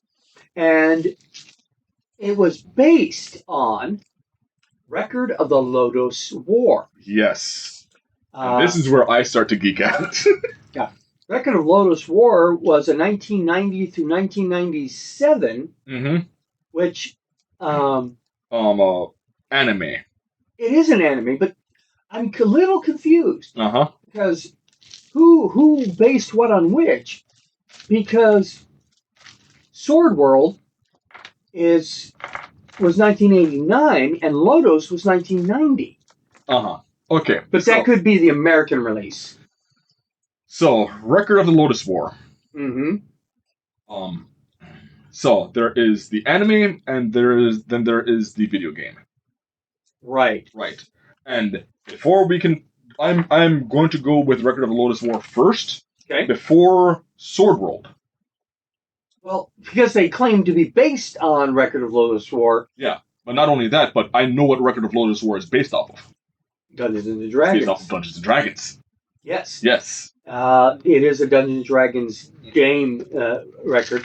But now, if you want to watch this, you have to get Crunchyroll, Apple TV Plus, available to rent or buy. So just having Apple TV Plus doesn't allow you to watch it. Yeah, and you're going to have to deal with the fact that it's old school anime. It's it is not the high Sakuga stuff that we're used to. It is definitely not Blue Eyes Samurai. Right. You can see 2 seasons of it on Crunchyroll, not Country. Funimation and Roku Channel each have 1. So, you said this is played with 2d6s? 2 dice 6. I'm trying to choose my and d6s. The standard 2 dice 6 are these. Uh-huh. That's the ones that they illustrate in there. Okay. There are multiple other systems. Shinobigami, a modern ninja battle RPG, is among the top 3 most played systems. Mm-hmm. 4 is Double Cross, a perennial favorite superhero-themed RPG featuring a corruption system called Encroachment. Okay. And in 5th place is Dungeons and Dragons. Yeah. Now, I've always been curious about this role-playing game. For one, I like the cultural value of it, but, I've, as I've proven in the last segment, very much into comic books, right? I also love anime. Okay, I love manga and cartoons. And cartoons. I'm a dork. Okay? You like animation. I like animation, but I also like. I'm very curious about it, and I kind of barely even hinted upon this when I've mentioned what happened with the seduction of the innocent. The cultural division that happened between the establishment and development of, for example, comic books. Right. And by extension, cartoons, and manga, and anime. Right. So, when it came to the West, we had a huge crackdown in censorship. We had Seduction of the Innocent that created the Comic Code Authority. We had the Hays Codes in film and television. And we had a whole bunch of censorship of, literally some of it was so stupid. Or you're not allowed to have romance, you're not allowed to have this, not allowed to have that. And it's one of the things that really reduced the quality of writing in our shows. Have you seen the list of the things that weren't allowed on Batman the Animated Series? Yes. Including broken glass? Yes.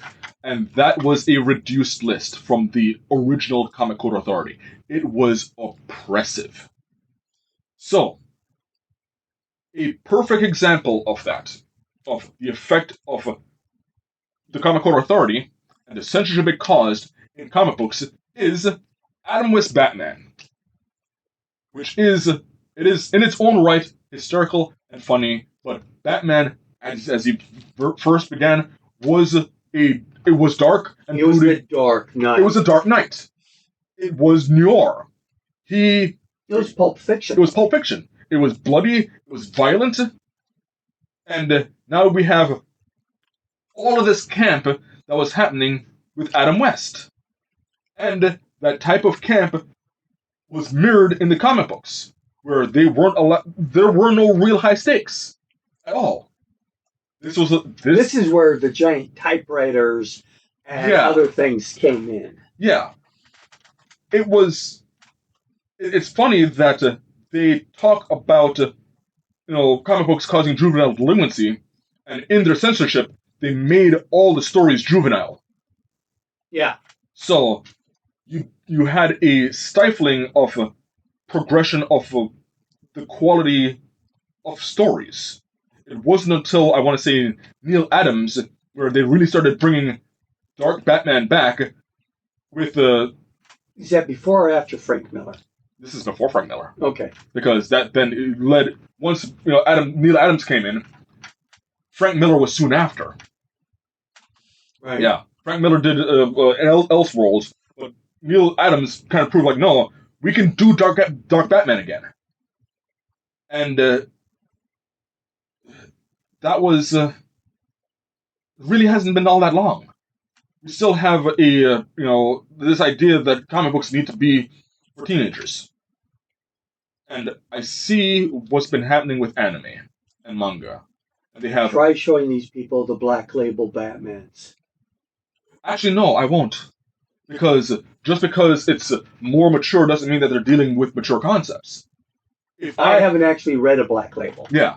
If I'll use a very popular anime and manga written by a woman that I feel has superior writing and deals with more mature topics, at least in handling the topic and the subject matter very maturely That like yeah, I'll watch it. Well, no, I won't watch it with all kids. But that's Full Metal Alchemist, Right. and that is considered a high, a very very popular anime. And the themes are dark and mature, and they're dealing with some serious serious stuff. Now, that's been out for quite a long time. Yes. And people still say for one episode, it's too soon. Yeah. Yeah. And I feel like that maturity in writing is more prominent in a manga and anime than it is in comic books.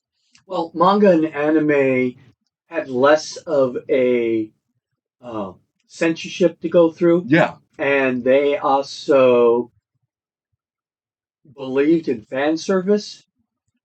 And things they do have their own problems, but yeah, I feel like that lack of censorship, that massive crackdown that happened, and it was a massive crackdown that happened in the United States, it stifled the growth of the industry in terms of the quality of storytelling that could come about in that genre.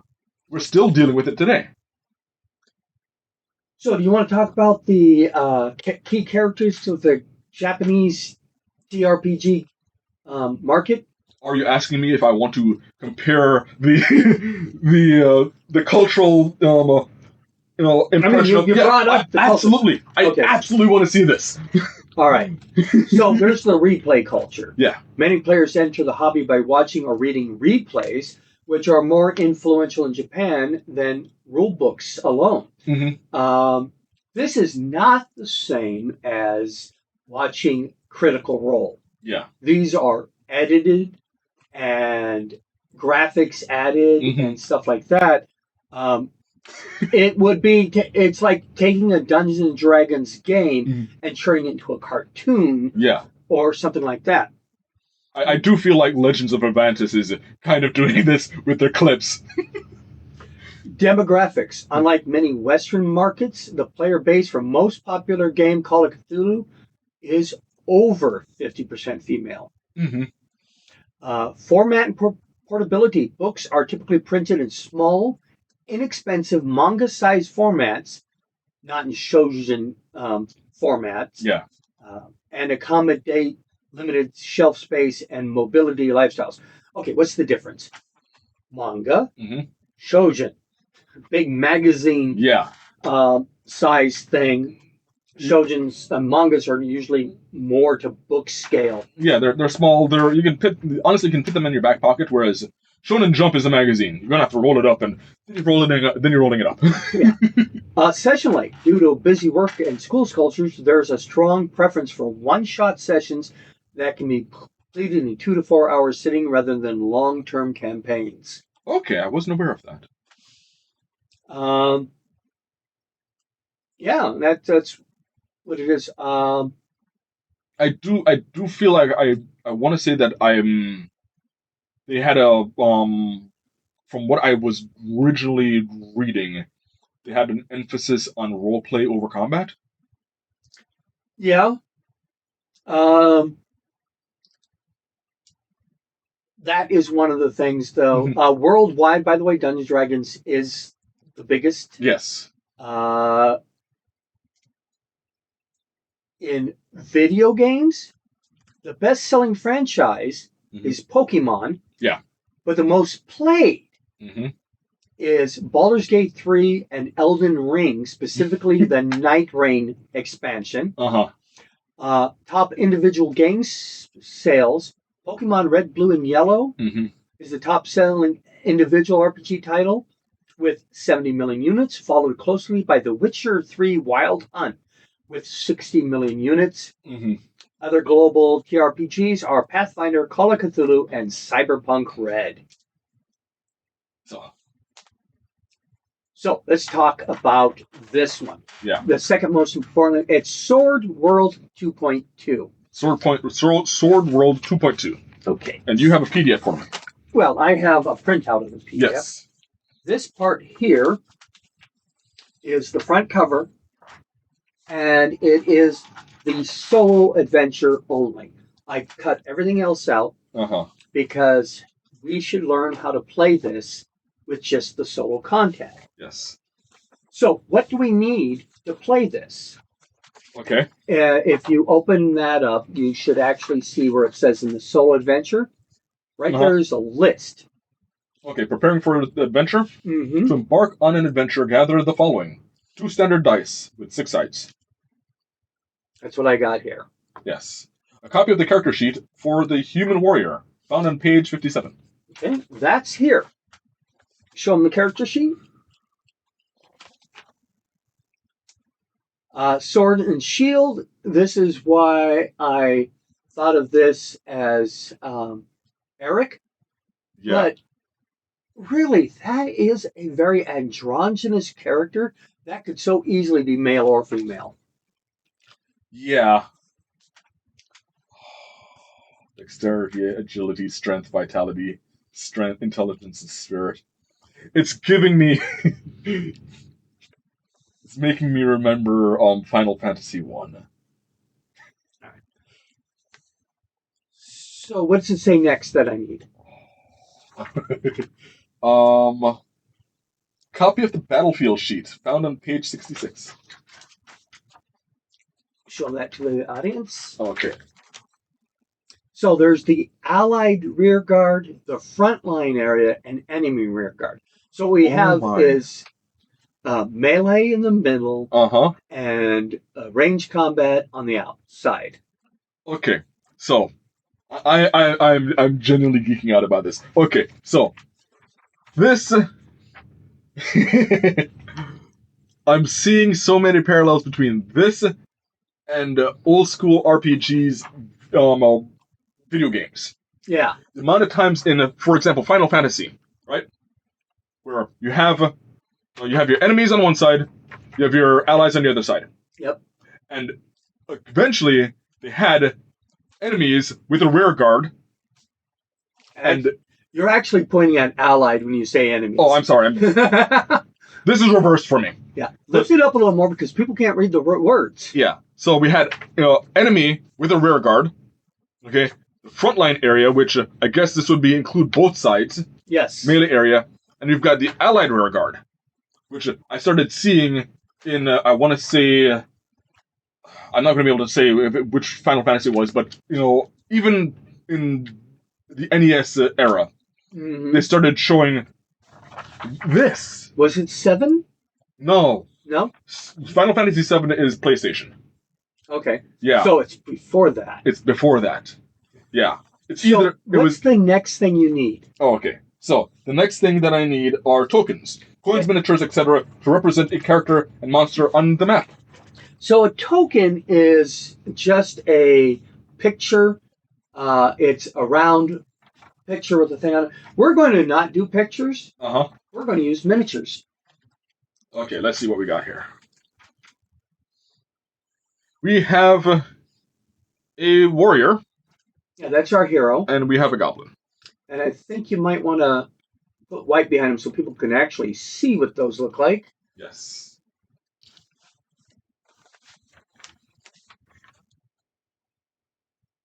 There we go. Yeah. Now, their goblins reminded me more of Pathfinder goblins. Yes. I don't have the exact miniatures for these things, but I do have decent representations. So those two will go in the front line area. Yes. Enemy on the enemy side, friendly on the friendly side. Again, they're suggesting tokens. I'm assuming that means that when the Kickstarter comes out, they will give us flat tokens. Yes.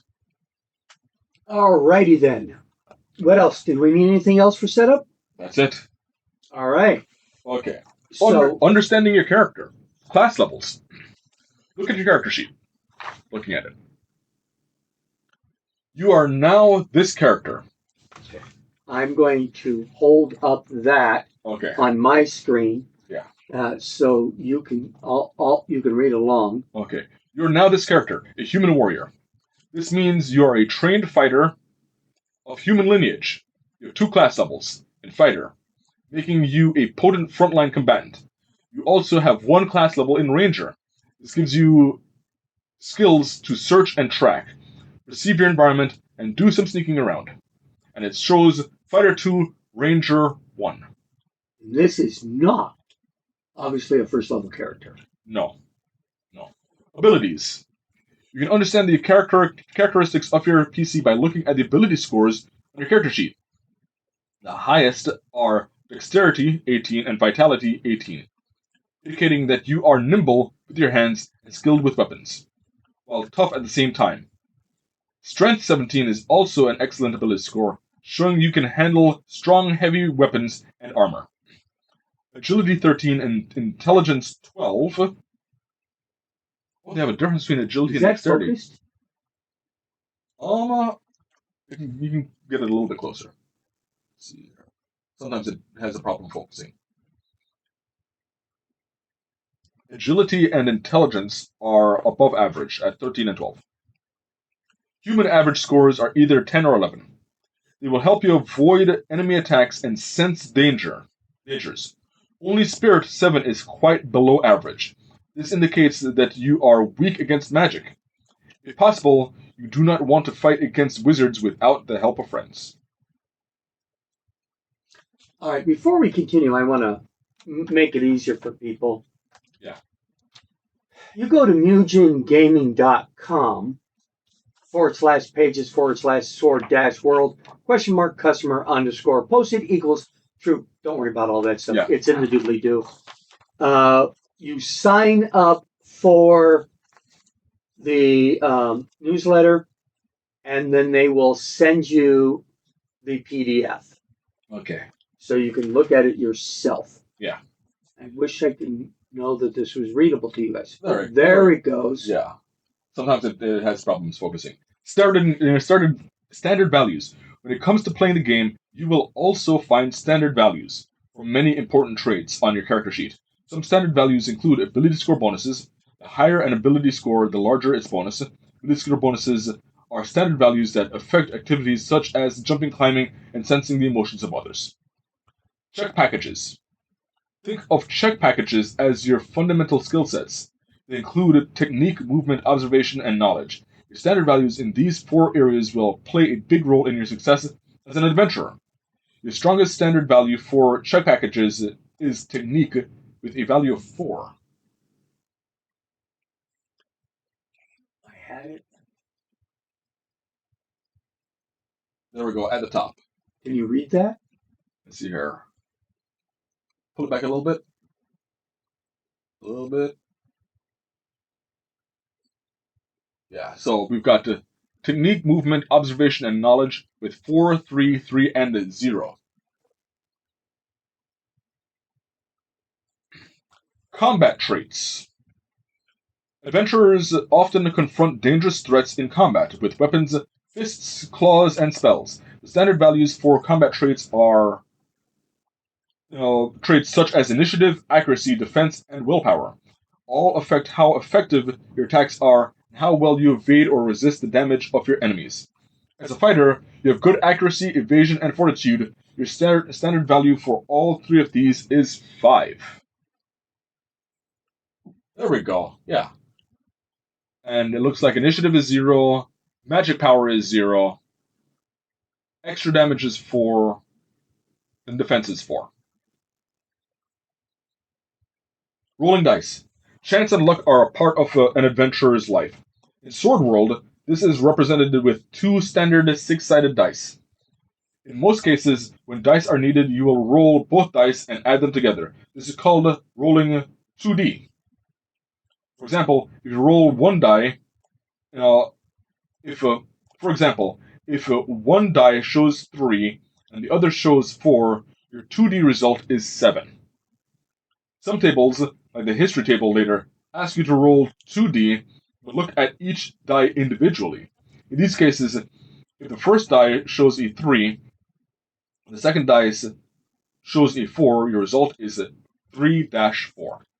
This has failed the get playing within 5 minutes. Yeah, it has. There's that, and they're having you still front load a lot. Yeah. Yeah. You will learn more about rolling dice later in your solo adventure. Beginning of the adventure. In Sword World, you have many kinds of adventurers, but most of them have three basic parts. And oh, jeez. This I'm amused by because this is another trope that I've seen in anime, especially with the fantasy anime, where like you've got the adventurers guilds. Mm-hmm. So the first part, the three parts are receive a request, accomplish the request, receive a reward. This is your standard: have quest, complete quest, get reward.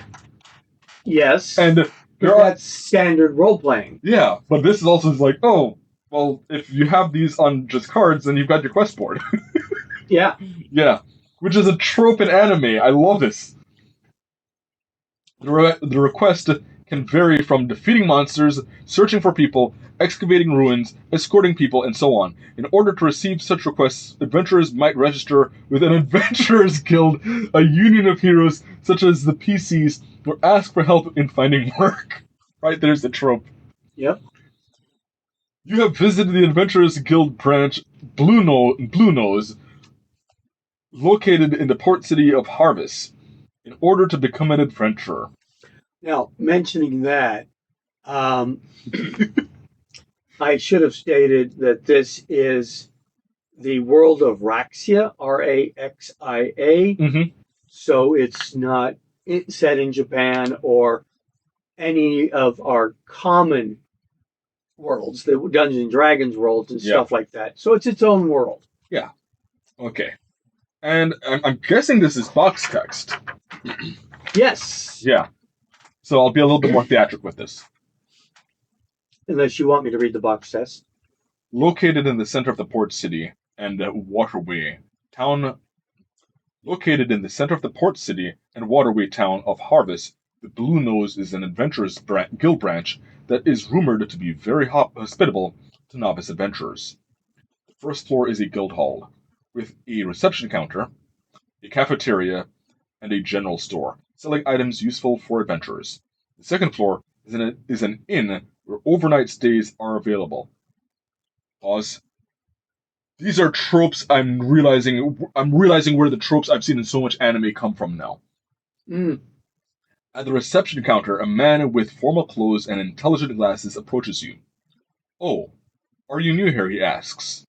I'm the branch manager of this guild, Rosso. Welcome. A smile appears on his face that makes you relieved. It seems the rumors of the Blue Nose are true. Description of scenes appear in the above format, broken out in a box text. Yeah. Usually, the GM will read it aloud, but this is a one-player game, so please imagine the scene as if it might be presented to you by another person.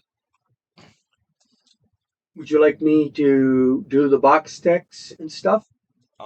No, okay. Be fine. Become an adventurer. You have come here to become an adventurer, so it is time to register with Rosso. Actually, you know what? Let's have you do that. Thanks, box text. All right. I have the version here too. Okay. Oh, you do? Yeah. Okay. So I'll hand you that back. Mm-hmm. I will go to the actual PDF.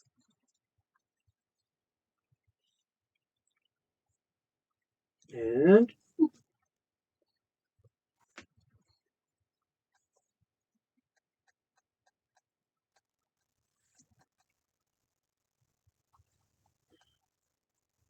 what page is that? 20? I don't know. It says page 8 here. Oh, then it's page 8. Yes. 20 is the last page. Okay. All right. So, new adventures are always welcome. To become an adventurer, all you need is courage, wisdom, and a few useful skills. And the money to equip yourself with the minimum necessary equipment, Rosso tells you with a soft smile. From what I see, you already have equipped yourself with weapons and armor. So let's get you registered as an adventurer. It seems that you have already been approved as a qualified adventurer. Also hands you the registration form and a pen. Asks you to fill in your name and details. Do you already have a name for your character? No, I don't. I came up with a name. Uh-huh. And this is when I was really hoping to find the, what do you call it? The Eric. Uh-huh. The Paladin Eric. Let's just call him Eric. Well, in Japanese, that'd be Eriku. Eriku. Yeah. Erikku. Eriku. Okay. And ku isn't just a, It's how you turn an Americanized name into Japanese. Okay. Okay, I didn't know if it was like San or Chan or... It's like foreign name. Okay. Eric Ku. Mm-hmm. Okay. Because I've been like, Daniel-san. Yeah. Okay. Daniel-san, that sounds familiar. I don't know karate. Mm-hmm. Okay. So.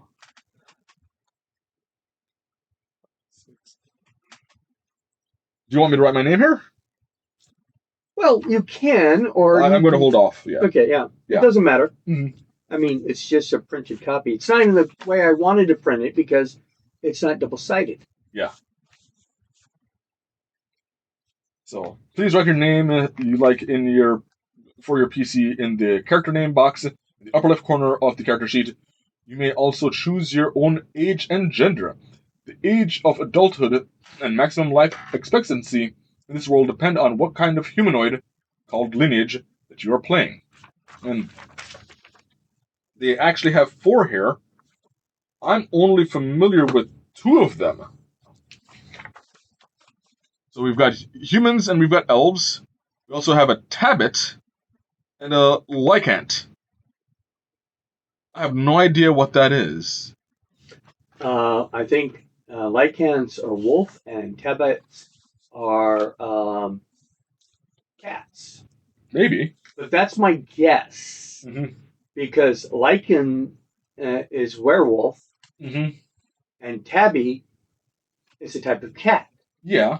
I can see where you got them. I'm just not certain. It says tabbits start traveling at around 5 years before adulthood. Okay. Next, roll the dice to determine a brief profile to add depth to your character's background. Alternatively, you may choose any histories and reasons from the table or come up with your own. This profile is meant to guide you in your story and does not offer in-game advantages or disadvantages. If you'd like to roll for your history and adventure reason, roll 2 dice and refer to the table by looking at the combination of the rolls. A history table. This table determines what kind of life and experience your character had before becoming an adventurer. Now, this is different than adding together, because what you do is you're going to see what number you got on one of the dice and what number you got on the other dice. Yes. And the first number will cap out at 4. And the rest will... No, it doesn't. Oh, is there a page? It goes on to the second page. Aha! So, yeah, every possible combination of dice they can get are there. And it says roll a d2 1 to 3 times and choose any or all of the results. Okay. So. We're going to do 3 rolls? Yeah, let's do 3 rolls. But I have 2 very dark dice, so I'm going to choose... If you want. I want to be able to determine like which one's my front one and which one's my back one. That's all. So I want 2 different colored, drastically different colored dice. So I'm going to go with my purple and my black. Okay. So, first one. Okay. With black being the first number. 2 and 4. You have a member of a different humanoid lineage in the family. Okay. Okay. And we'll just say tabbit. Sure. 3 and 3. You have seen or received strange prophecies. Okay. Wrong number. And 51, or 5-1. You discovered a large archaeological site. Site? You discovered a large... I believe that's a typo. Yeah. A large archaeological site. Okay. So what are your reasons for going on an adventure? Okay, so this is the direct reason for the character's decision to become an adventurer. This is determined by rolling each die once. If you don't like the result, you're free to re-roll or change it. So this is a D2 again.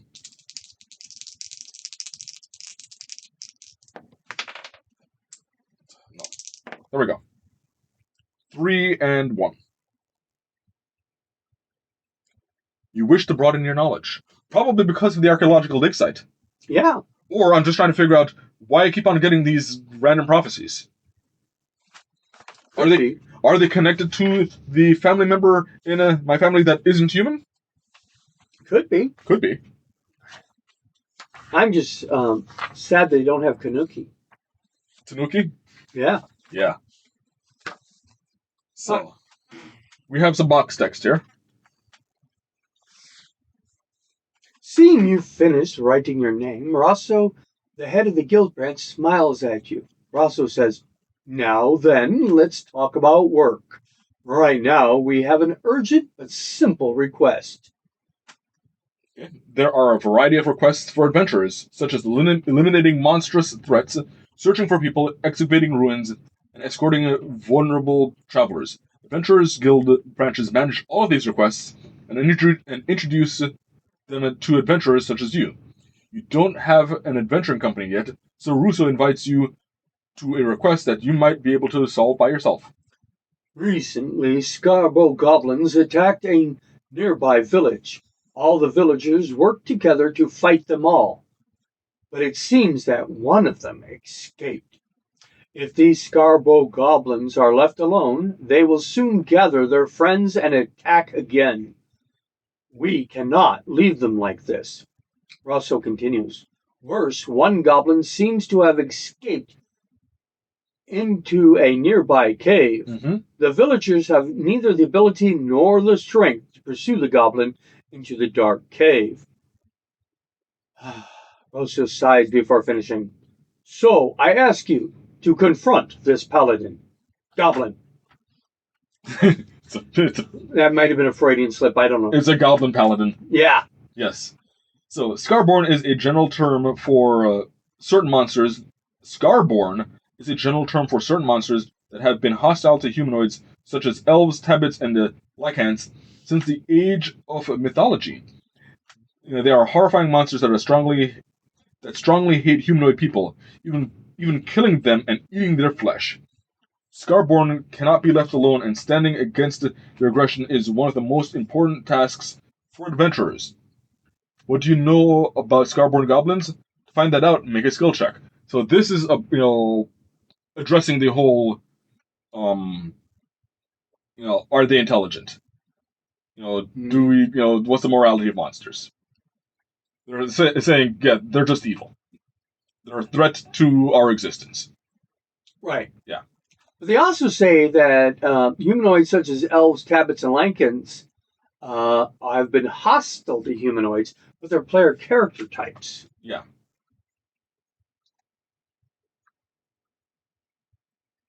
Oh, no, it says here that the monsters have been hostile to humanoids, such as elves, tabbits, and lycans. Oh, so they're just calling them humanoids. Yeah. So this is, as opposed to, politics. The politics between elves and, for example, tabbits.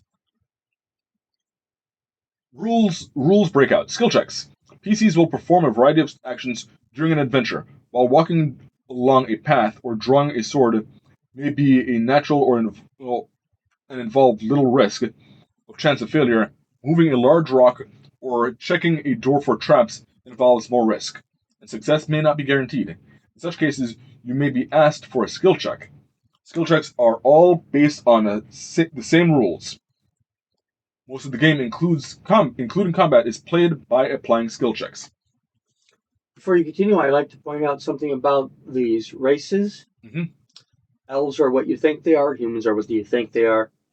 Lycans are muscular and lithe lineage with beastly ears and flexible tail. They have the ability to make their head appear more bestial, a head which is common to the great predators. Most commonly seen is the wolf, but great cats and eagles aren't unheard of. The only limit is the player's imagination, and they can have a purely humanoid face, but then they can change them to more resemble their bestial nature. They're lycanthropes. Kind of. Yeah, this is based off of lycanthropes. Okay. Now, the tabbits, on the other hand, are bunnies. Tabbit is a lineage of bipedal rabbit-like people. Tabbit instead of rabbit. Mm-hmm. Whose height, including their ears, is about 120 centimeters, 47 inches. Bunny girls. But although they typically lack physical power, tabbits exhibit natural ease with magic. Okay. They're kind of like, pulling a rabbit out of someone's hat. Or the rabbit pulling you out of their hat. Yeah. I feel like I would want to make a lichen, or what's it called? Lichen? Tabbit? No, not a tabbit. A lichen, the wolf people, or eagle people. Or... Yeah, a lycant. Mm-hmm. But the lycant version is a rabbit. Just a tall rabbit? Yes, with red eyes and sharp, pointy teeth. Don't call yourself Bun. No. No. And I'd only be able to be taken out by grenades. Yeah. Vorpal Bunny is not a character race. Okay. So, skill checks will usually look something like this. Monster knowledge check. Bracket, open bracket, monster knowledge check, open parentheses, knowledge / sage, close parentheses, (5), close bracket. Sword World uses brackets to help players know when a scenario's text is referring to a specific skill check, magic spell, or other in-game element. That is why you will almost always see skill checks written within brackets. In the example, monster knowledge check tells you the specific name of the skill check. Inside the parentheses, knowledge identifies the standard value you will use. If there is a slash after the standard value, you must have at least one class level in the specified class before you can add the standard value. In this case, the monster knowledge check requires you to have at least one level in the sage class before you can add your knowledge standard value to the skill check. Finally, the number at the end shows the target number for your skill check. Okay. And does this mean that if you don't have Sage, you can't do it at all? Oh, you can. You just don't get to add your... Effectively, the standard values is like a proficiency bonus. You just can't add your proficiency bonus. Got it. Yeah. So, looking at my character here...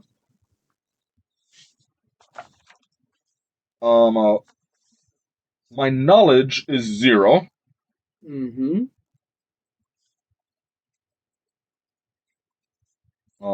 If you continue reading, it will actually tell you. Oh, okay. I'm excited here.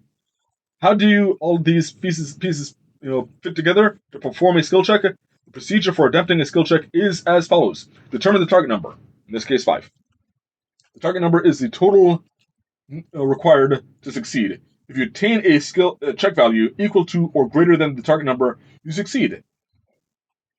The target number required is stated in advance in the scenario text. So for the monster knowledge check, knowledge sage 5, skill check, the target number is 5. This means that your check value must equal or exceed 5 to succeed. Determine check value. To determine the check value, roll 2 6-sided dice and add them together. You may recall this roll is called a 2D. To roll the 2D, add the PC standard value called for in the skill check. Remember, some skills require the PC to have one or more class levels in a specific class before they can add the standard value in. Let's take Monster Knowledge check Knowledge Sage as an example.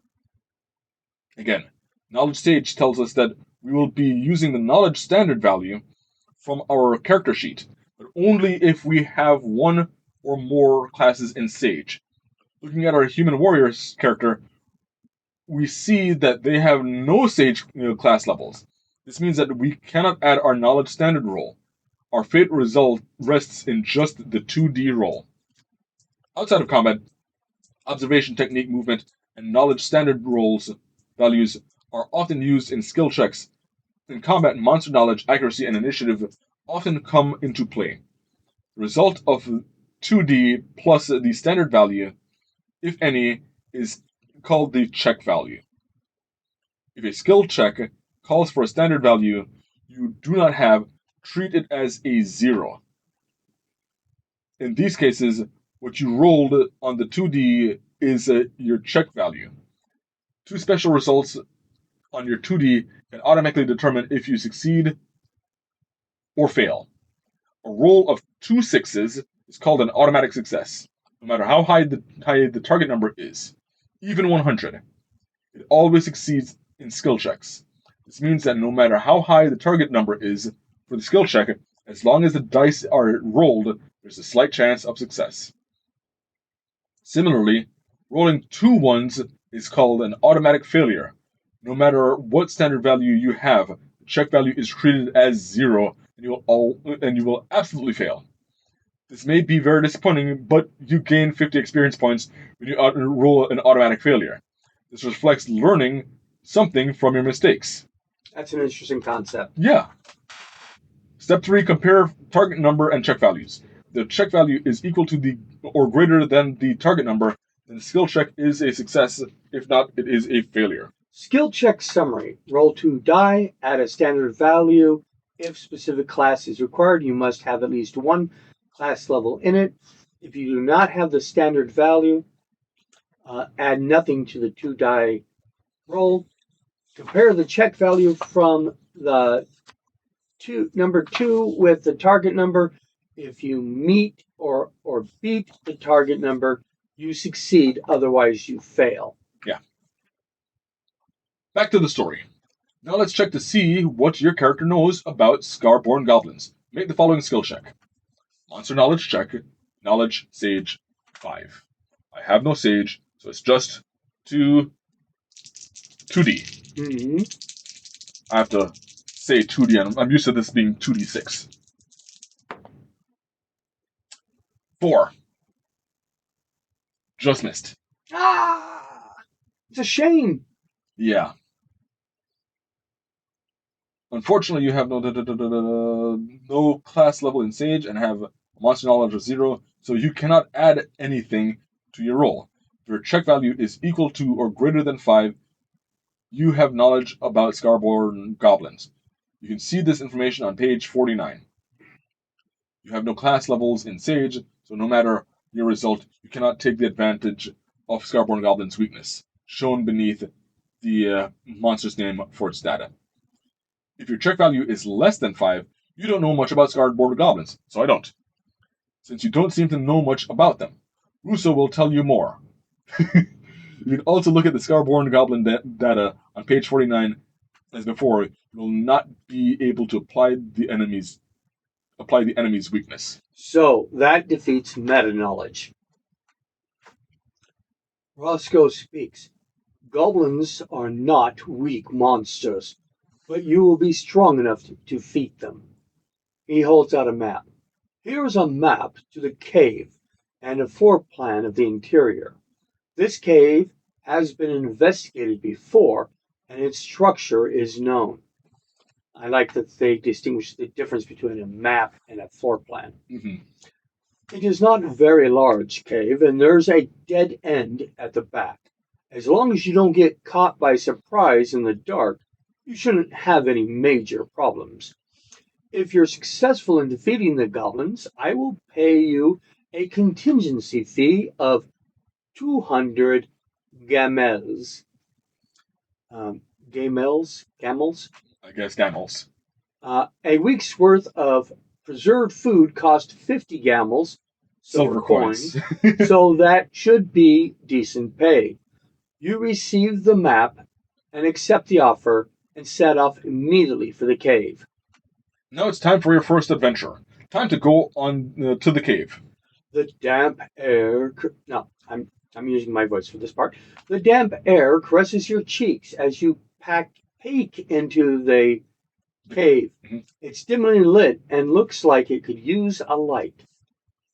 In the items possession column of your character sheet, you have a check mark in the adventurer set selection. It indicates that you are in possession of a torch and a tinderbox. Ah, okay. I see. The torch burns for 2 hours and provides ample light. It also fills one hand when in use. But when the time comes to fight, it can be thrown on the ground and will not go out immediately. It is one of the best lights for adventurers. A tinderbox is a tool used to start fires, including lighting a torch. You can declare that you will light a torch and move forward. In this scenario, you don't have to worry about the fire going out over time or keeping track of the number of torches remaining. One of the things that I see sometimes used in Dungeons & Dragons and sometimes not is, I'm going to light a torch. Make a survival roll because you're doing flint and steel. Yeah. But really, everybody's proficient in flint and steel. So I don't know. I've seen people fail at flint and steel before. Right, but I mean, those people aren't greatly proficient in it. That, and I figure if you're an adventurer, you should be able to just and start it. Yeah. Yeah. And hint for anybody who wants to play Survivor, learn how to use flint and steel before you go. Yeah. All right. Anyways, many Scarborn have dark vision, which means that they can see things in the dark. They may choose to attack you from the cover of darkness. Be on your guard. Inside the cave. This appears to be a natural cave with a loose curve. Because of this, it's impossible to see all the way to the back. There are many shadows, and it would not be surprising to find a small goblin lurking anywhere. Oh. Now, I would love to continue.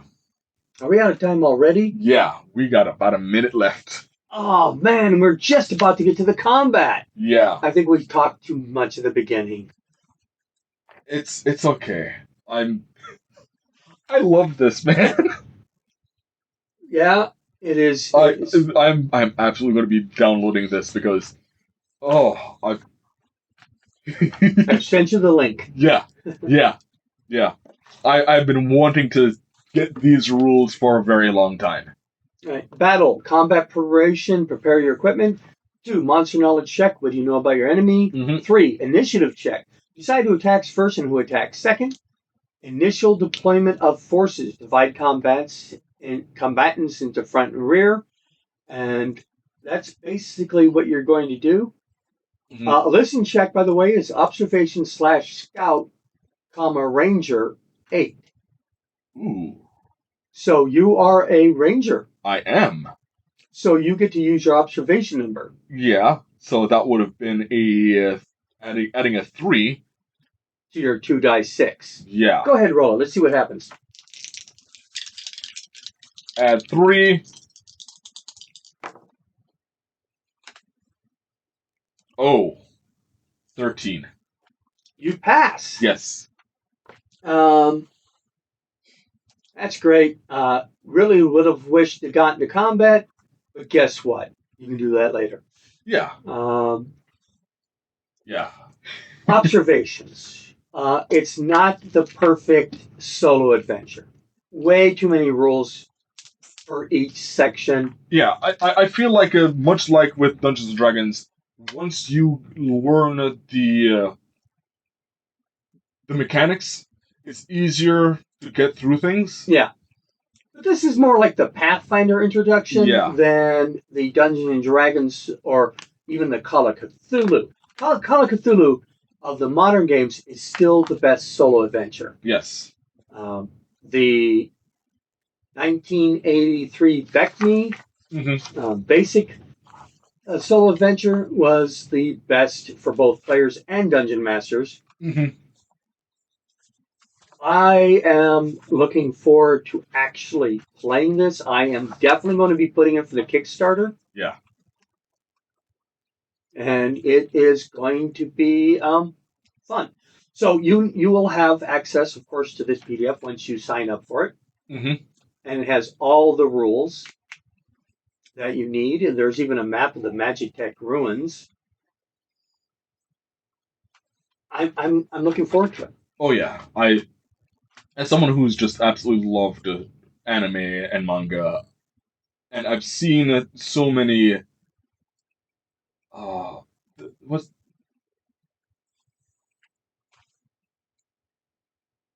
design conceits in throughout it. This is giving me so much context. Yeah. 1989. Yeah.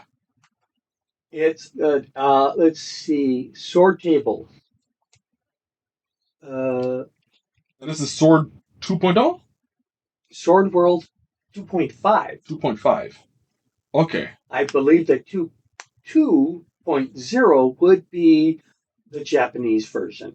Okay. I'm curious as to how this compares to, like, for example, 1.0. But I don't speak Japanese. Again, this is our first official English. Yes. There are unofficial English versions out there. So,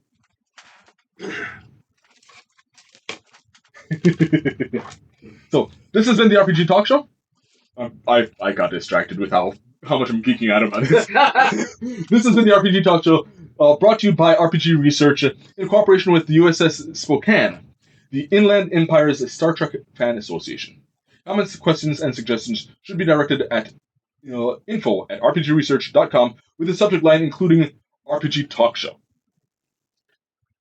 Next week, our topic will be historical perspectives, building blocks of RPGs, and we will be unboxing the Daggerheart core set. You're just hurting me this week. Oh, I'm gonna look forward to that. So, see you next week. Good night and dream well.